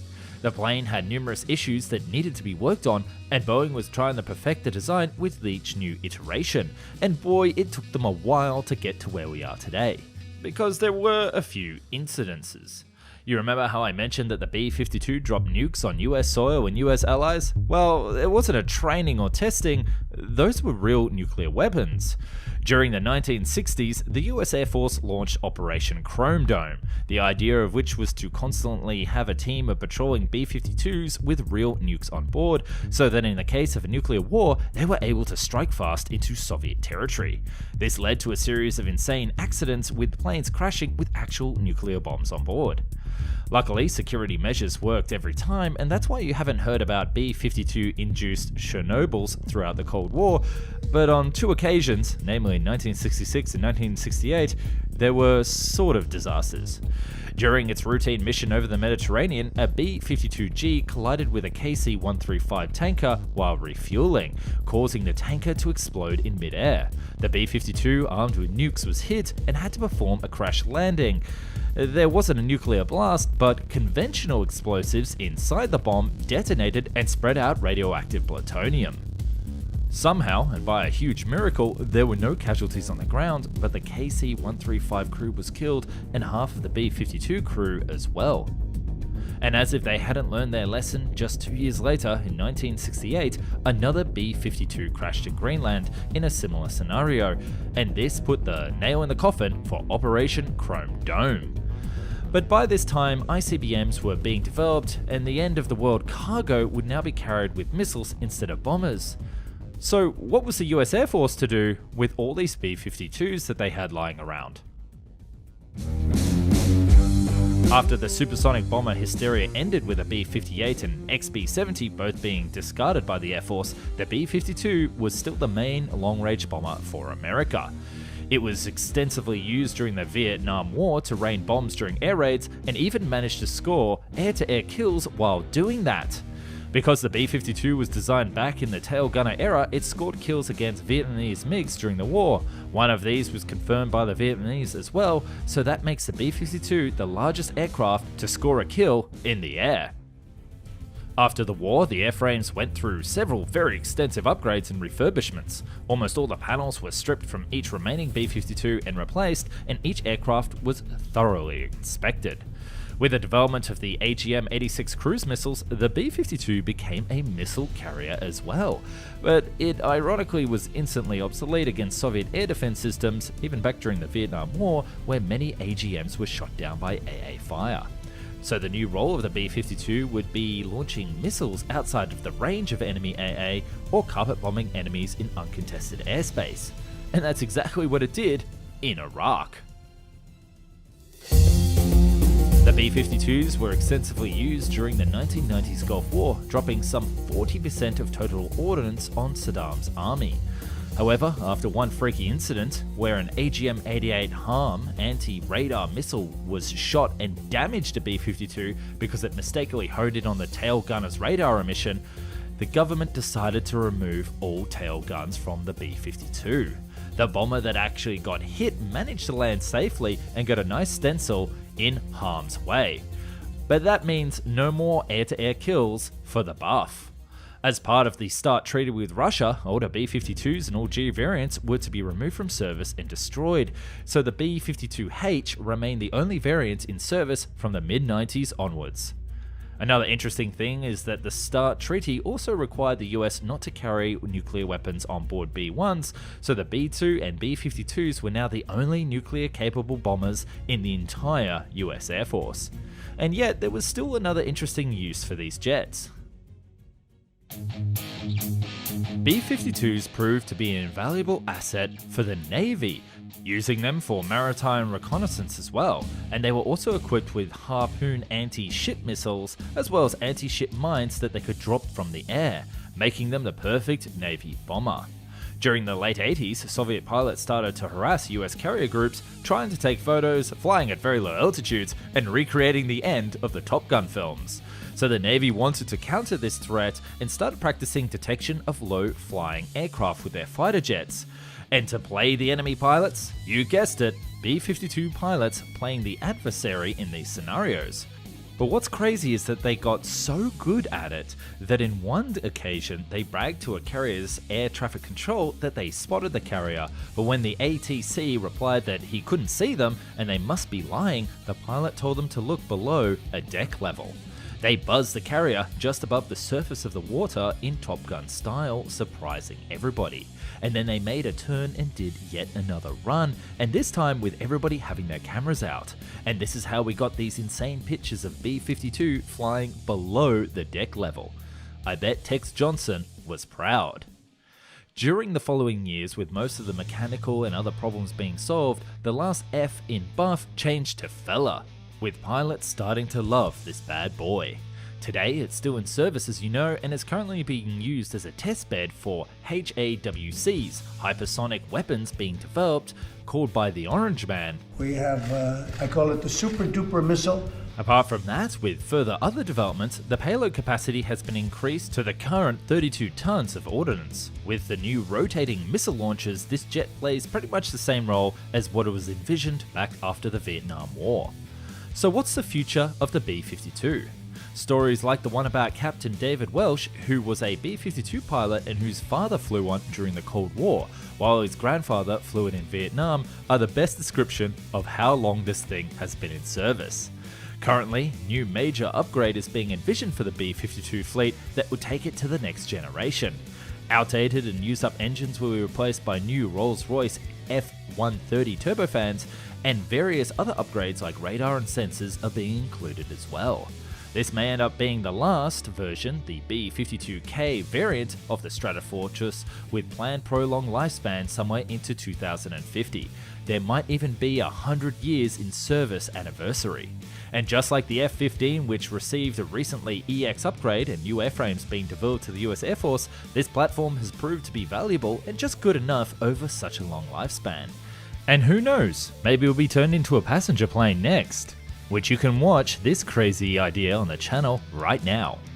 And so the big fella defends the skies of the US and will continue to do so into the future. Thanks for watching this video, and let me know if you like a video on its Soviet counterpart with a similar history, the Tu-95. See you then!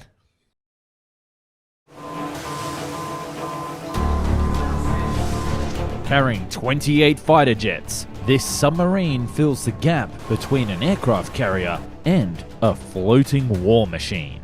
It can deploy its aircraft sorties without detection, hold over 2,000 men for ground invasion, and vanish beneath the waves at a moment's notice. This is the incredible history of the never-built concept that almost got made and the development of the US submarine aircraft carrier program. Hold your breath, because this is going to be the most detailed, found and explained video yet.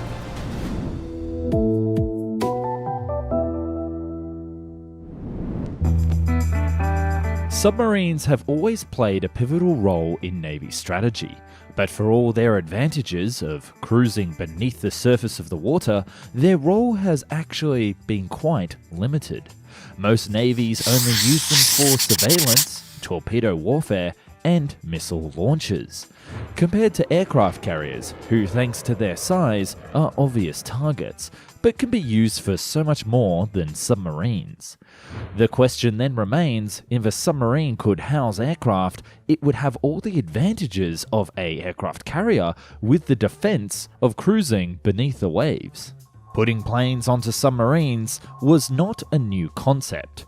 Initially, the US Navy had considered the idea as far back as the 1920s, with a giant submarine battleship that could go toe-to-toe with its surface counterparts. It could also carry 3 biplanes to be used for scouting and perhaps land-based attacks. But the flaw was that these biplanes would take hours to be assembled for flight, and then the same when it returned to be put back into the hangar, leaving the submarine battleship vulnerable to attack and ruling out any advantage of the concept.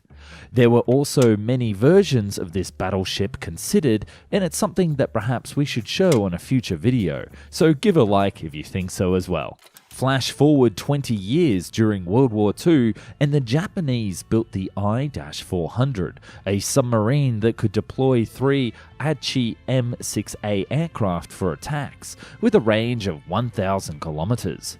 Another channel on YouTube has covered this concept in depth, and I suggest you sail over to check out their brilliant documentary, preferably while enjoying a sub sandwich with plenty of mustard. Back to our story. During the war, other nations found that taking over an island, building an airstrip, and using regular planes to be cheaper, faster, and use tried and true technology already developed, rather than turning submarines into aircraft carriers. It was only when technology changed with rockets in the 50s that the US Navy once again dusted off old plans for a super top secret submarine carrier project. After all, if a submarine could carry and launch plane-sized cruise missiles, then logically it could carry cruise missile-sized planes. But which planes was the question? The problem that engineers faced wasn't the submarines themselves, but actually coming up with a plane that could be launched from them. 2 firms, Boeing and Douglas, were enlisted to come up with a plane-sized missile or a plane modification that could be theoretically launched from the submarines of the day, such as the Greyback-class submarine, which began service in 1957. As you can see from this photo of one such submarine preparing to launch a Regulus II class cruise missile, there was clearly enough room for an aircraft instead, although it would be unlike anything else built. Douglas was first with the Model 640. It would be a single-seat small attack jet, and it would be folded up completely to sit inside the Regulus cruise missile bay, flexible enough to be carried by a submarine, or if needed, on a surface ship. It had a pretty conventional design and wouldn't look out of place from other planes in the mid-50s, although it would have some unique features for takeoff and landing. It would require a catapult system, like on an aircraft carrier, to get it into the sky. This was fine for an aircraft carrier, as many already had one on board, but building a catapult system into a submarine was much more complex, something that detracted from the proposal. The plane also featured a rounded underside and twin shoulder jet inlets at a high relative position, allowing it to land on the ocean on a hydroski landing gear after the mission was complete, to be recovered by the vessel. For weapons, the plane carried a pretty large atomic payload, allowing it to drop atomic weapons on an enemy's coastal city. Although, as the bomb was fully exposed, the plane couldn't exactly land with the weapon undeployed. And as Scott Lowther said from Aerospace Projects Review, it would be suicidal. Douglas was unsuccessful with the concept, although it did take many design notes and then use them in the development of the A4 Skyhawk, so don't feel too bad for them. As for Boeing, well, they were really in love with a concept called the Magic Carpet. Boeing's design was actually more interesting. It would take the existing Grumman F-11F and attach it to what was called a flying carpet. This was a rocket sled that could launch the plane vertical before deattaching, and then return back to the submarine to be used again. It would vertically hover down like the rockets we see today at SpaceX, and then be recovered without touching the water, although presumably it could float if anything did go wrong. The plane itself, the modified F-11F, would be able to fold up completely to fit inside the Regulus canisters and would require extensive redesign in order to land back at the submarine. According to the research, the idea was that the plane would land vertically using jet thrust, and then a vertical rack would somehow grab it in mid-air. Simple in theory, but many of my viewers will likely laugh as this was ambitious even today in 2021. There was one other idea proposed, and it came from Convair. At the same time of this research, Convair was working on the only jet-powered seaplane fighter ever made for the US Navy, called the F-2Y Sea Dart. Clearly, a plane that could take off, fly above, and land in the sea was infinitely more simple and flexible than the crazy Douglas catapult or the Boeing rocket plane. The Sea Dart could fly at Mach 1.25 and to a range of 826 kilometers or 446 nautical miles.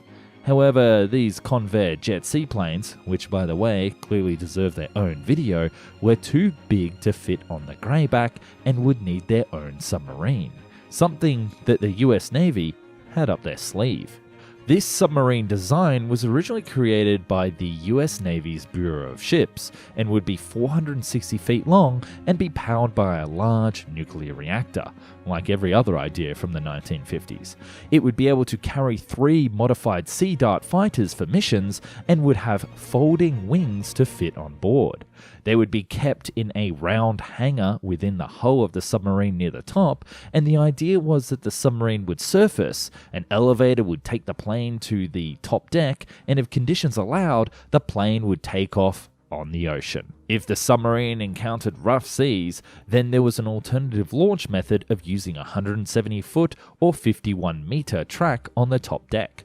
Once the mission was complete, the plane would land back on the sea and presumably be loaded back on board.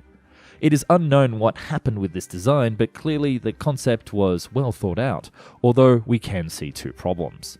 One, the weakness of the elevator hole on the submarine would prevent it going very deep, and the submarine would have a high center of gravity in order for the elevator and the onboard track to work for the plane. But the real cause of failure came from the Sea Dart. It was cancelled for poor performance and in favour for a supersonic carrier jet. For all intents and purposes, the idea of an aircraft carrier submarine was dead in the water, pun intended.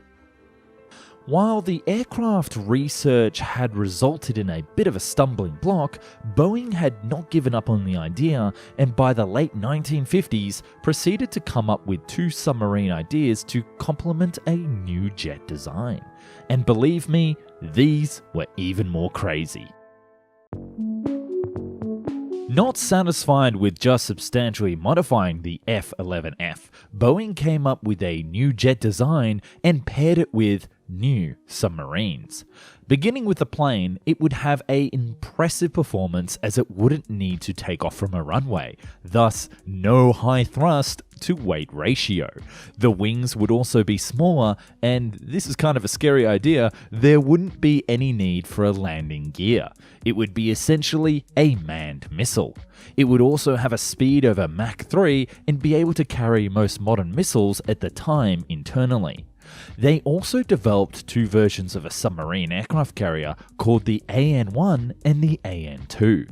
The AN-1 would be able to carry 8 aircraft in 2 large hangars in the front part of the submarine.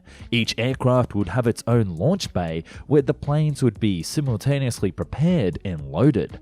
The submarine would take around 5.5 minutes to launch 4 of the planes from surfacing, or 8 aircraft in only 7.5 minutes, a huge difference from the original designs that would take hours to do so. These planes would rise out of the submarine hangars and be prepared to launch vertically. They would rotate on the deck and would be able to launch at the same time, a big difference from the organized chaos of an aircraft carrier deck. The jets would take off vertically using the same flying carpet system. On launch, the submarine would recover first the flying carpets and then the planes once they returned using a series of cranes. This concept would recover the planes all at the same time and then vanish beneath the waves. The submarine itself would have 4 torpedo tubes at the front and the rear, forward and aft respectively, allowing it to still perform some of the traditional submarine roles. Although, thanks to the space taken up by the hangars, we can't imagine that there was a lot of room for armament. There would be enough ammo, fuel, and spare parts on board for these jets that they would be able to fly 160 sorties in total, or around 20 missions per plane. These missions would include bomber interception, anti-ship duty, and even nuclear strikes. It is unlikely that they would be used for conventional fighter interception or air-to-air combat due to the extreme speed of the aircraft. To land, these planes wouldn't exactly hover using the jet exhaust, but would rather belly up and stall right next to the vertical rack. It would then somehow capture the plane that would be moving quite slow. While complex sounding, this method of landing was much easier to perform by a pilot than landing horizontally on a pitching aircraft carrier deck, or worse, landing directly on the tail like some of the tail-sitter aircraft that were proposed in the same era. In stormy conditions, the submarine would only really be able to launch from the center platforms, as this would reduce the absolute motion of the pitching and make it much easier for pilots. An alternative design of the AN-1 also appeared where the jets did not rotate before launch, allowing for a lighter launch equipment and a quicker individual launch process. However, these systems didn't actually allow the planes to fly at the same time without hitting each other, and there was no way for the planes to be recovered simultaneously. We can imagine the chaos if the planes all tried the belly-up maneuver while looking at each other at the same time. Let's talk about the second option that Boeing engineers came up with, the AN-2. Be warned, this one's kinda silly. The AN-2 version of the submarine aircraft carrier had some pretty significant changes, and calling it the brother of the first design was pretty inaccurate. Gone were the 2 large hangars, and instead the planes were stored in their own vertical launch silos along the spine of the submarine. This verticality would mean that the submarine would need to be taller, causing shifts in the center of gravity. The advantage of this concept was that the simplification of the launch process. The submarine could surface, telescope out the fighter jet vertically, and launch the fighter jets just like future nuclear ICBMs. Once launched, the magic carpet would fall away and be recovered by the submarine very much the same way as with the AN-1. The pilot would of course have to board the plane vertically like the space shuttle and would need to hang there as the submarine surfaced. Recovery proved a harder beast to tackle. The problem was that not only would the aircraft have a smaller target to hit, but it would also have to be attached to the magic carpet during the landing as well. This doubling of components led to double the complexity. To fix it, the designers came up with a recovery apparatus that would be gyro-stabilized and be able to capture jets even in rough seas. But this impossible solution would also weigh down the submarine and move its center of gravity even higher. Boeing also considered that these designs would carry even better aircraft in the future, such as Mach 4 planes or even Mach 5 planes. The 2 hangars in the forward section might have also been merged to carry 2 or 3 even larger planes, such as bombers. Boeing lastly thought that this submarine could carry nuclear rockets, which you might realize is exactly what happened with future submarine designs. The AN-1 was considered to cost around $140 to $160 million in 1958 dollars, or 1.2 to 1.46 billion US today. And I think we all know that if it did go ahead, it would have cost substantially far more. But get this, we're not even done yet. Seeing Boeing pitch the AN-1 and AN-2 designs, General Electric thought that they would come up with their own take on the concept. Strap in, because it's about to get even bigger. General Electric, or as it was known back then, General Dynamics Electric Ships, saw a major flaw with all of these previous submarine aircraft carrier designs, that they were created for specialized aircraft. They realized, why develop specialized planes when a submarine could be so big that it could effectively allow anything to fly off it? That's right, GE wanted to turn a modern aircraft carrier into a submarine. It would need to be able to get as close as possible to the enemy coast, undetected, and then deploy a series of fighter squadrons. Thanks to the recent development of vertical takeoff and landing technology, or VTOL, aircraft like the Harrier jump jet could be deployed rising off the belly rather than on their tail. Despite this submarine would still need a big enough runway for horizontal rolling takeoffs to help conserve aircraft fuel.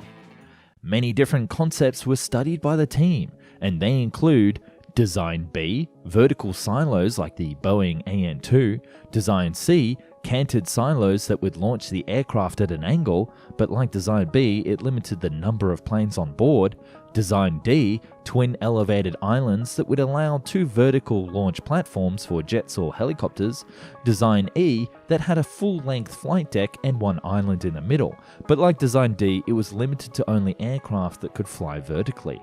Design F had a plane ramp, no elevator, that planes could get to a huge flight deck. Take a deep breath because we're halfway there. Design G that liked ramps so much that it had one at the fore and aft. Design H that had 2 ramps in the middle of the deck. Design I that had an elevator in the middle of the ship with 2 separate hangars. Design J that had 8 different hangars and 1 giant elevator access.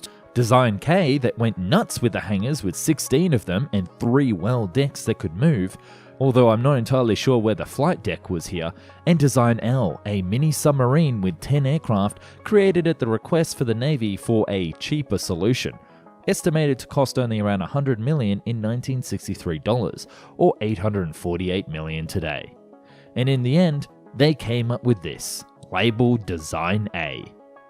This submarine would have a large cylinder with a flat deck on top that had a diameter of 55 feet or 16 meters. The sub would be 840 feet long at 256 meters and would have a speed of 20.8 knots. The flight deck itself on top would be 60 feet wide, which is 18 meters, and it would be 500 feet long or 152 meters. Which is around long enough for some aircraft to make an emergency landing, but for comparison's sake, this is about half the length of the Nismid class aircraft carrier. It would have 2 sails, and that's what these things are here, that would house several turbines that would provide electrical power, although the main source of electricity would presumably come from a large nuclear engine. The internal space would be taken up by a vast hangar. The hangar arrangement could be configured where needed and was able to carry up to 28 fighter jets in a high-dense configuration, with 2 more stored in the elevators for maximum capacity missions. The aircraft would be moved around the deck with a landing gear and taken up by either the front or aft elevators. These elevators would take the planes up to the outside deck through a double hatch airlock seal, as this would fix the problem found with the original Convair submarine we spoke about earlier and improve structural integrity. Speaking of structural integrity, the flight deck itself was 2 inches thick steel to serve the dual role of being strong enough for aircraft landings and also impenetrable to enemy fire. To ensure that there would be enough clearance between the deck and the actual water surface for safe aircraft takeoffs, known as the freeboard, the submarine would need to float unnaturally high. To do this, the engineers created vast ballast tanks that would fill with water when sunken and then filled with engine exhaust, presumably from the jet engines, to rise the flight deck above the waves. Compressed air was considered, like that used in other submarines, but it didn't actually provide enough lift to get the flight deck high enough. Underneath the hangar level, there would be crew facilities and a repair deck for aircraft maintenance. It would also have rocket air defenses, although the research seems to indicate that without support ships, it would mostly rely on its many aircraft for defense instead. In total, it would take up to 27 minutes for the submarine to launch its entire complement of 28 aircraft, and it would roster 430 crew and be able to go to a depth of 2,000 feet, around 600 meters below the surface of the sea. And I bet you're asking yourself, why stop at planes? This submarine could carry 2,000 men and their equipment, tanks, helicopters and more for a ground invasion force.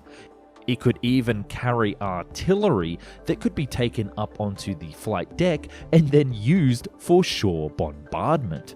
In total, this flexible submarine would cost the US taxpayer $271 million in 1963 dollars, or $2.34 billion in today's money. The designers proposed that by the fourth submarine built, the cost would be less, but such a comment probably boggled the eyes of the generals when reviewing their work. Had it been built though, this aircraft carrier concept seems far more realistic than the Boeing AN-1 design. We can totally imagine that the vertical launching F-35C jets feeling right at home on board this cool idea. And who knows, maybe it really is out there below the waves. The concept of a submarine aircraft carrier, as in actual submarines designed for aircraft, went away in the late 60s. By then, the flaws of aircraft carriers had been overcome, and nearly any land-based aircraft could be converted to operate on these new giant nuclear-powered aircraft carriers. Plus, the objective changed for these ships from being a hidden target to a loud show of force. The US didn't want to hide an aircraft carrier's presence, they wanted the enemy to see it parked off the coast. But our story doesn't actually end here. Because you see, in 2005, Lockheed Martin was actually asked by DARPA to come up with a reusable drone aircraft that could be launched from Ohio-class submarines from the Trident missile launch tube. This multi-purpose UAV, called the Cormorant, would be constructed of titanium for deep water operations and would have a mission profile of either scouting, anti-ship roles, or even ground strikes. The aircraft would fold up neatly into the tube and be launched underwater at a depth of 150 feet or 45 meters. It would float up to the surface slowly before a rocket booster would ignite and send it up to a cruising altitude of 35,000 feet. It would then activate its turbojet for flight. For recovery, the aircraft would return to a preset location to meet the submarine.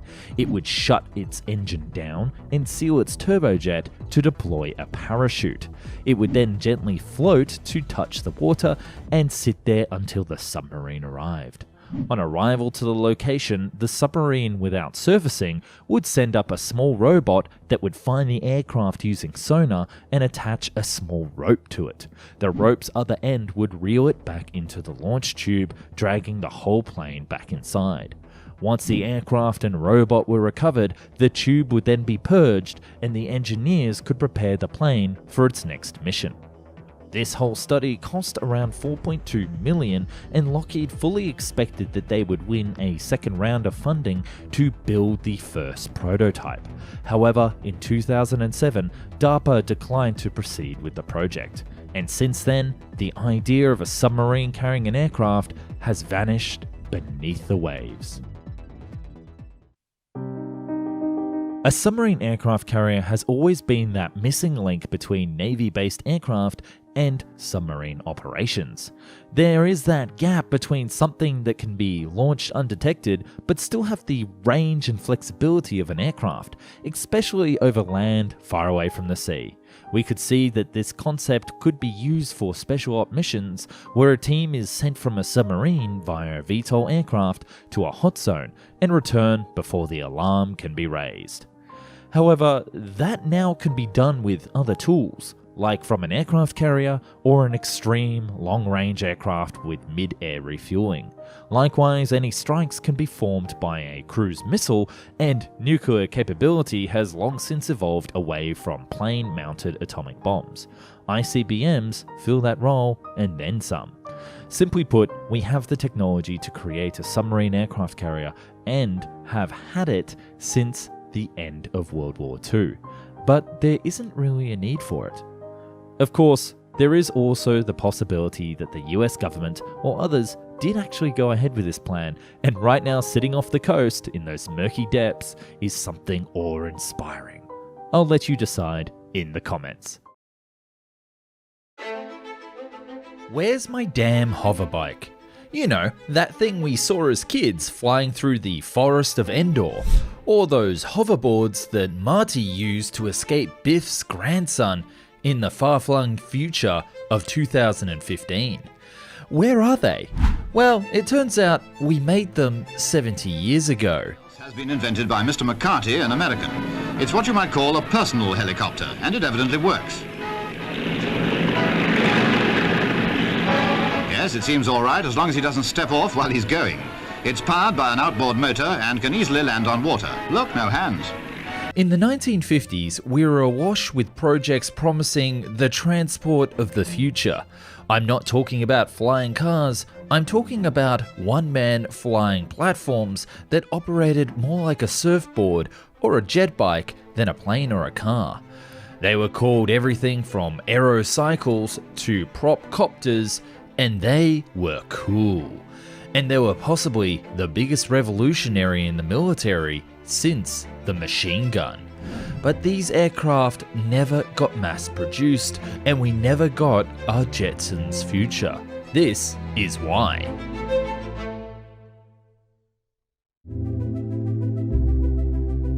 During World War II and the subsequent war in Korea, the US military and its allies discovered the usefulness of helicopter aircraft, a machine that could land vertically and be used from everything from attack, defense, medical rescue, scouting, and more.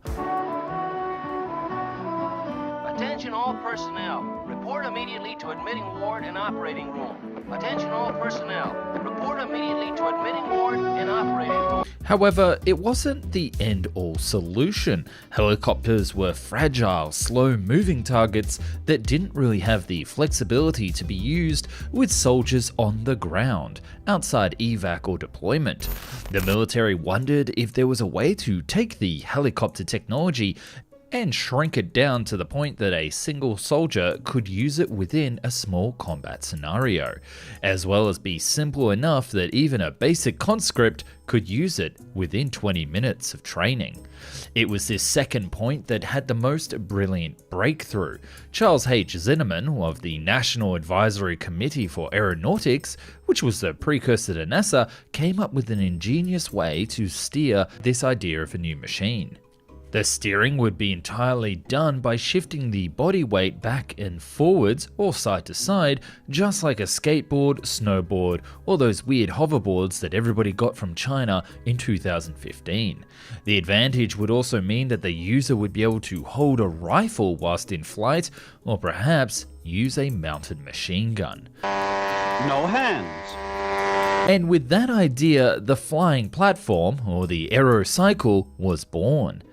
But who would actually build it? Various helicopter builders at the time in the early 50s heard about this new flying platform concept and wanted to get in, seeking out the armed forces to win these contracts. If they got it right, the military would build millions of them, and it would open a new age of military flexibility. Predictions were made that the craft could provide transport to a modern version of the old horse cavalry, providing airborne eyes and ears for the army. But like all technological revolutions, it starts with two rivals. The first to submit a bid was Hiller Aircraft. Yes, the same helicopter aircraft company that came up with the idea to catch the Saturn V rocket with a helicopter, which you can watch on our sister channel Escape Velocity right now. The link's down below.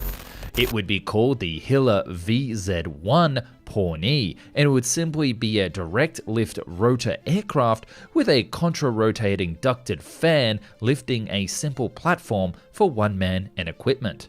It could carry a person up to 185 pounds at a speed of 16 miles per hour, 10 meters above the ground, or 33 feet in freedom units. But they weren't the only company to come up with this idea. Their second contender was from Der Lackner Helicopters, and their concept was slightly more terrifying. Der Lackner approached the US Army brief with the DH-4. Consisting of a simple cross-shaped frame, it had the pilot standing over the engine that powered contra-rotating rotors. There were also 4 landing pads that could double as inflators to land on the surface of water. And just so you know, the pilot was actually strapped in. I shudder to think what would happen if they were to slip into the blades below. The DH-4 was expected to be able to carry up to 120 pounds of cargo on top of the weight of the pilot, or an auxiliary 5 US gallon fuel tank to extend its range up to an extra 50 miles. A cargo lifting line could also be threaded through the rotor shaft for carrying slung loads underneath the craft. Now, I would be lying if I didn't mention that there was actually a third contender with a real looking aerocycle concept. It was called the Benson B-10 propped copter, and it was pretty unconventional.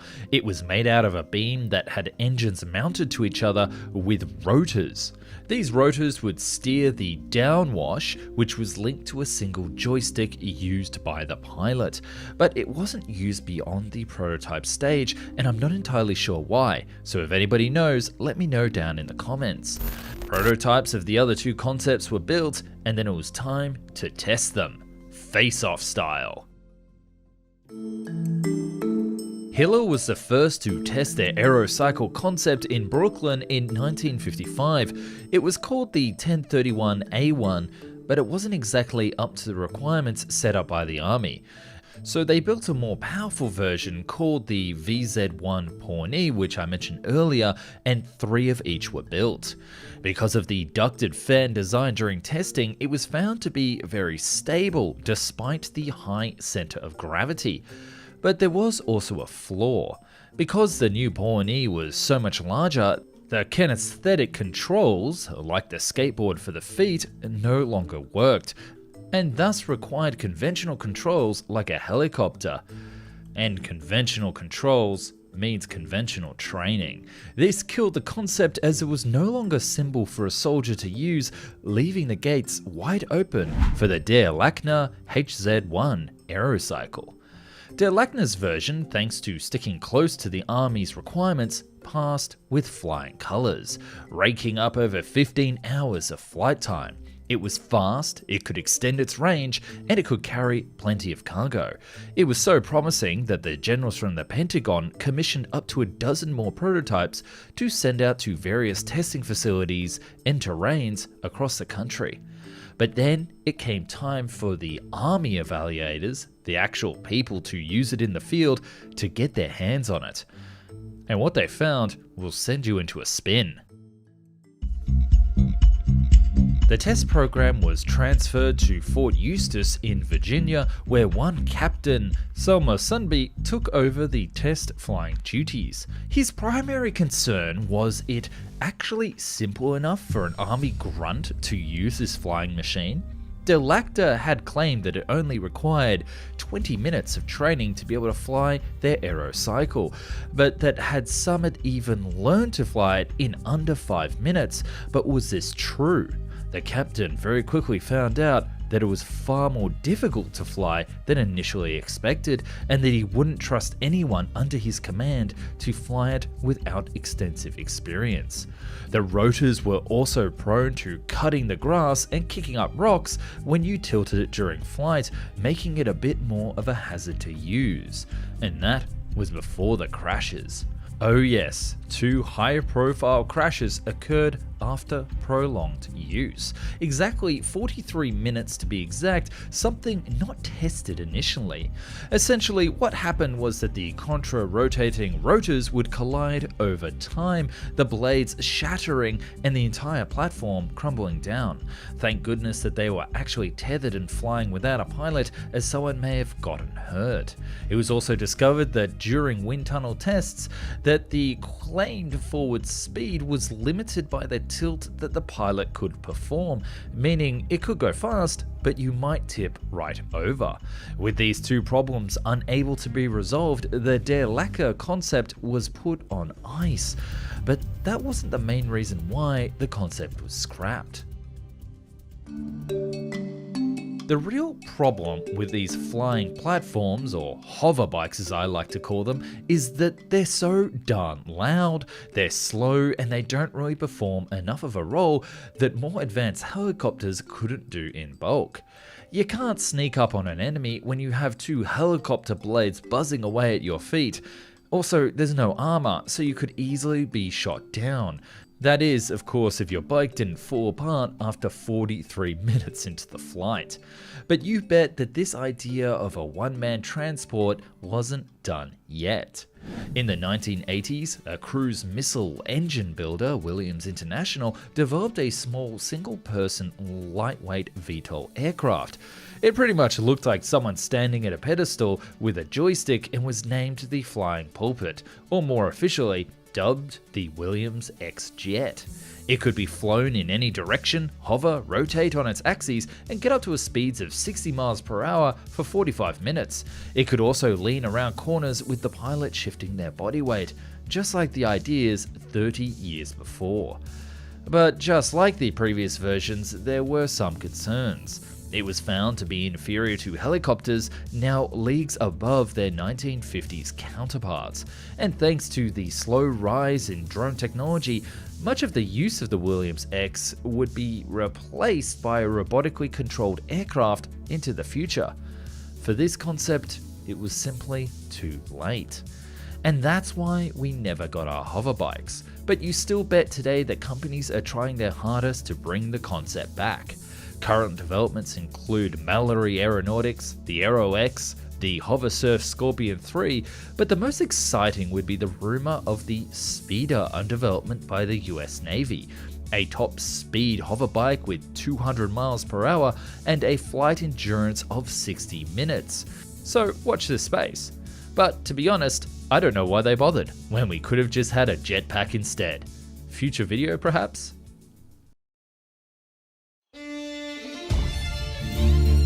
A new mighty military machine has appeared on the battlefield, and it walks on 2 legs. This 18-foot monster towers over the enemy and marches towards them at up to 35 miles per hour. In previous to enemy small arms fire and the pilot fighting and air conditioning, this miracle of fusion of man and machine is the ace in the hole to win the Vietnam War.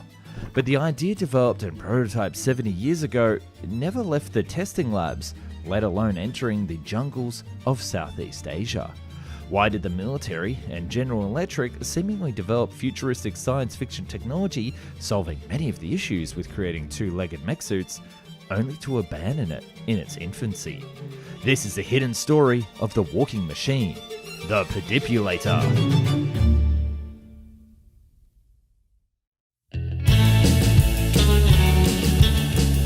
It's the 1950s, World War II is over, and the world heralds in an explosion of amazing new technologies. Everything from nuclear power to microwaves to amazing computers that take up a whole room. But there is one invention, surprisingly, that is well underway: giant mech suits. That's right, in the mid-decade of the nifty 50s, GE was experimenting with some pretty wild robotic ideas to see just how far technology could be enslaved to serve man.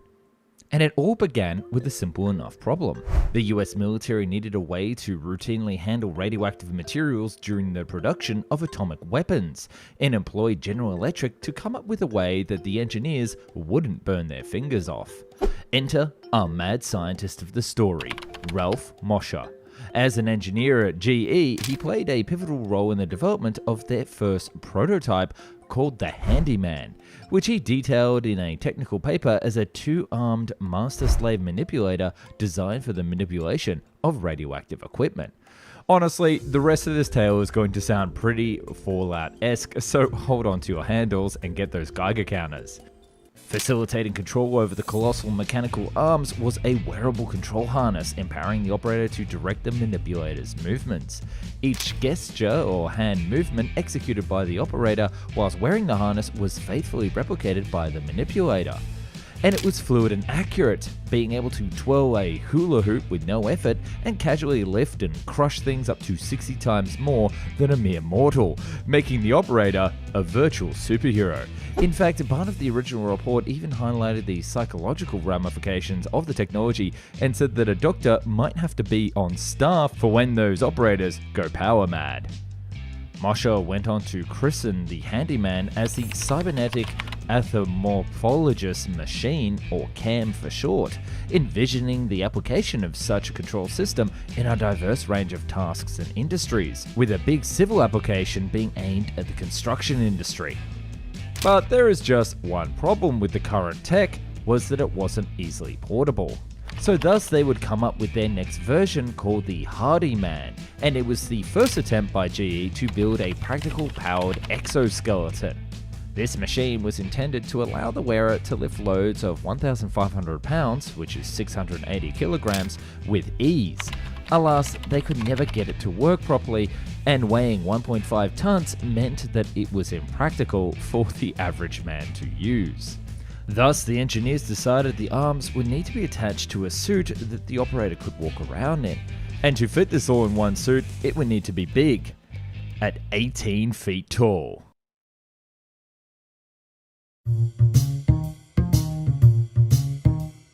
We're now in the early 1960s and the US military was impressed with the work so far, so they've asked GE if they could make an operator machine using their Handyman tech. The Army wanted a vehicle that could navigate rough, steep terrain, push through dense vegetation, step over felled trees, and swindle around standing ones whilst nimbly carrying up to a half-ton in men and material. And GE hit back with this monster machine, the Pedipulator. This chunky mech had two 12-foot legs that could telescope in and out, long arms, and a control cabin to allow the operator to work in all weather conditions. And work it could, lifting 8,000 pounds, moving at 35 miles per hour with many different attachments to its telescopic arms. The controls were so sensitive that it could either push aside an entire loaded Jeep in the mud, or lightly step on a light bulb without breaking it. And you might notice that the operator isn't actually sitting during use, rather is fully strapped in, pulling on the levers to move each leg back and forth as the robot walks across the terrain. But you might ask, how on earth is this vehicle balancing when it looks like a simple gust of wind could push it over? Well, this is where Mosher was brilliant. The human operator would stand on a board that would rock back and forth, and the natural two-leg balancing of a human would translate through it to the actual mech's feet. There would be no AI or computers required. The team developed a prototype that was so flexible that it could even bow to generals when they came to see their progress without toppling over. Mosher believed that the machine would be perfect for several civil applications, such as the forest industry, where it could make short work of entire trees, able to cut them down and move them to trucks as easy as a housewife prepares a roast in the kitchen. His 1960 words, not mine. But it gets even better. What if you have multiple of them? That's where you enter something called caterpillar mode. 3 or more of these mechs would be able to join together in sort of a Tonga line that would increase speed, cargo space, and stability, perfect for moving along highways or more extreme unstable terrain.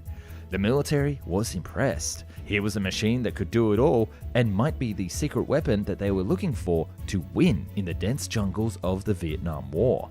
It was even forwarded to NASA as consideration to walk on the moon for the upcoming Apollo missions. No spacesuits required.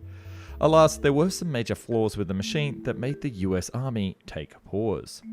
For one, the machine for all its uses burned through gas like crazy, like more than a typical Army tank. Plus, the sensitive controls that allowed it to pick a pencil off a desk, they would fall apart in actual combat conditions such as humid Vietnam. The long legs may have been intended to clear obstacles, but they also made the center of gravity far too high, leaving the machine all too susceptible to being knocked over. Plus, with its total height reaching up to 18 feet, it also limited its ability to walk through passageways. How could one pick up fallen logs in a forest if one couldn't travel through the forest, hitting every branch on the way down? Given a second of logic, this whole concept falls apart. So GE returned to the drawing board and sat down to figure out a better way forward, and the answer clearly was more legs.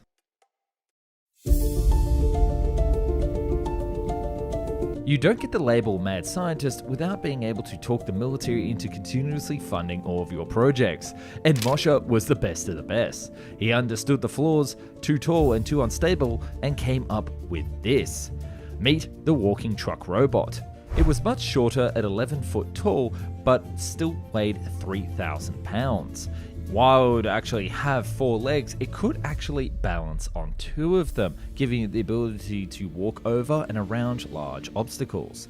It could walk forward and backward, and it could turn around on the spot with a, frankly, slow speed of 5 miles per hour.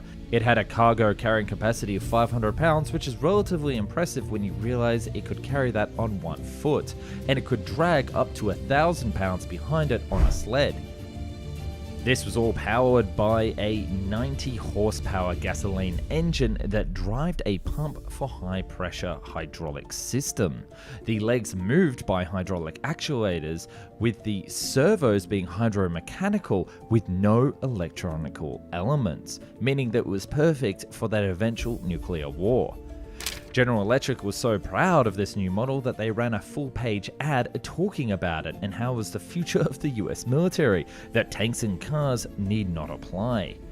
But this monster machine wasn't without its flaws, including how hard it was to operate. Mastering the operation of this walking truck required a substantial 10 to 15 hours of training, with, surprise surprise, Ralph Mosher being the sole GE employee to achieve proficiency. Mosher boasted about the experience, describing as if it was crawling on all fours, but with remarkable strength, an accomplishment driven by his dedication to the device. However, despite the mechanical assistance from the hydraulics, the immense physical effort depleted operates in a mere 15 minutes. It was tiring to use. Contrary to the analogy of crawling, the walking truck's long spindly legs demanding precision in its placement, complicating matters as operators couldn't visually confirm where they landed. And you can see it in a lot of the videos that they released around the time. The operator demonstrates great capability at controlling the arms, but the legs are stationary because they couldn't see very well behind them to see where they landed. The military application of the prototype also faced a critical flaw related to the hydraulic fluid. The extensive fluid required for the operation exceeded the capacity for sustained movement. Although GE proposed a solution involving external tanks in the lab, the military remained skeptical. Regrettably, only one prototype was ever built, and it never got tested out in the real world. But you can see it today at the US Army Transportation Museum in Virginia. But it wasn't just the Americans that came up with this technology, but the Russians too in the 1970s, although it's hard to find much more information about their attempts. Let me know if you have any sources, because I'd love to do a second video on that. So whatever happened to the technology? Well, surprisingly, the research wasn't wasted at all. Ralph Mosher would go on to start his own robotics company, called Robotics Inc., that would use the tech to develop arms to handle radioactive materials, operating underwater submersibles, and even be used in outer space to control remote robotic arms. And there is an interesting footnote. Whilst the technology never went anywhere back in the 1950s, we might actually see it re-emerge in a big way. Thanks to the developments in the world of robotics such as Boston Dynamics, we're pushed through the issues that plagued these early walkers, and such, there isn't much stopping those 12-foot monsters from returning to the fray. AI can be used to solve many of the balance issues and assist at moving at speed, and the new micro-reactors or perhaps solid-state batteries could solve the power issues. So who knows, maybe you'll actually get your giant enemy robot in your lifetime. This video could have not been possible without research done from Blackgate.com. Thank you very much for collecting many of the assets and stories featured in the video today, and I do recommend that you go check them out. Thanks for watching.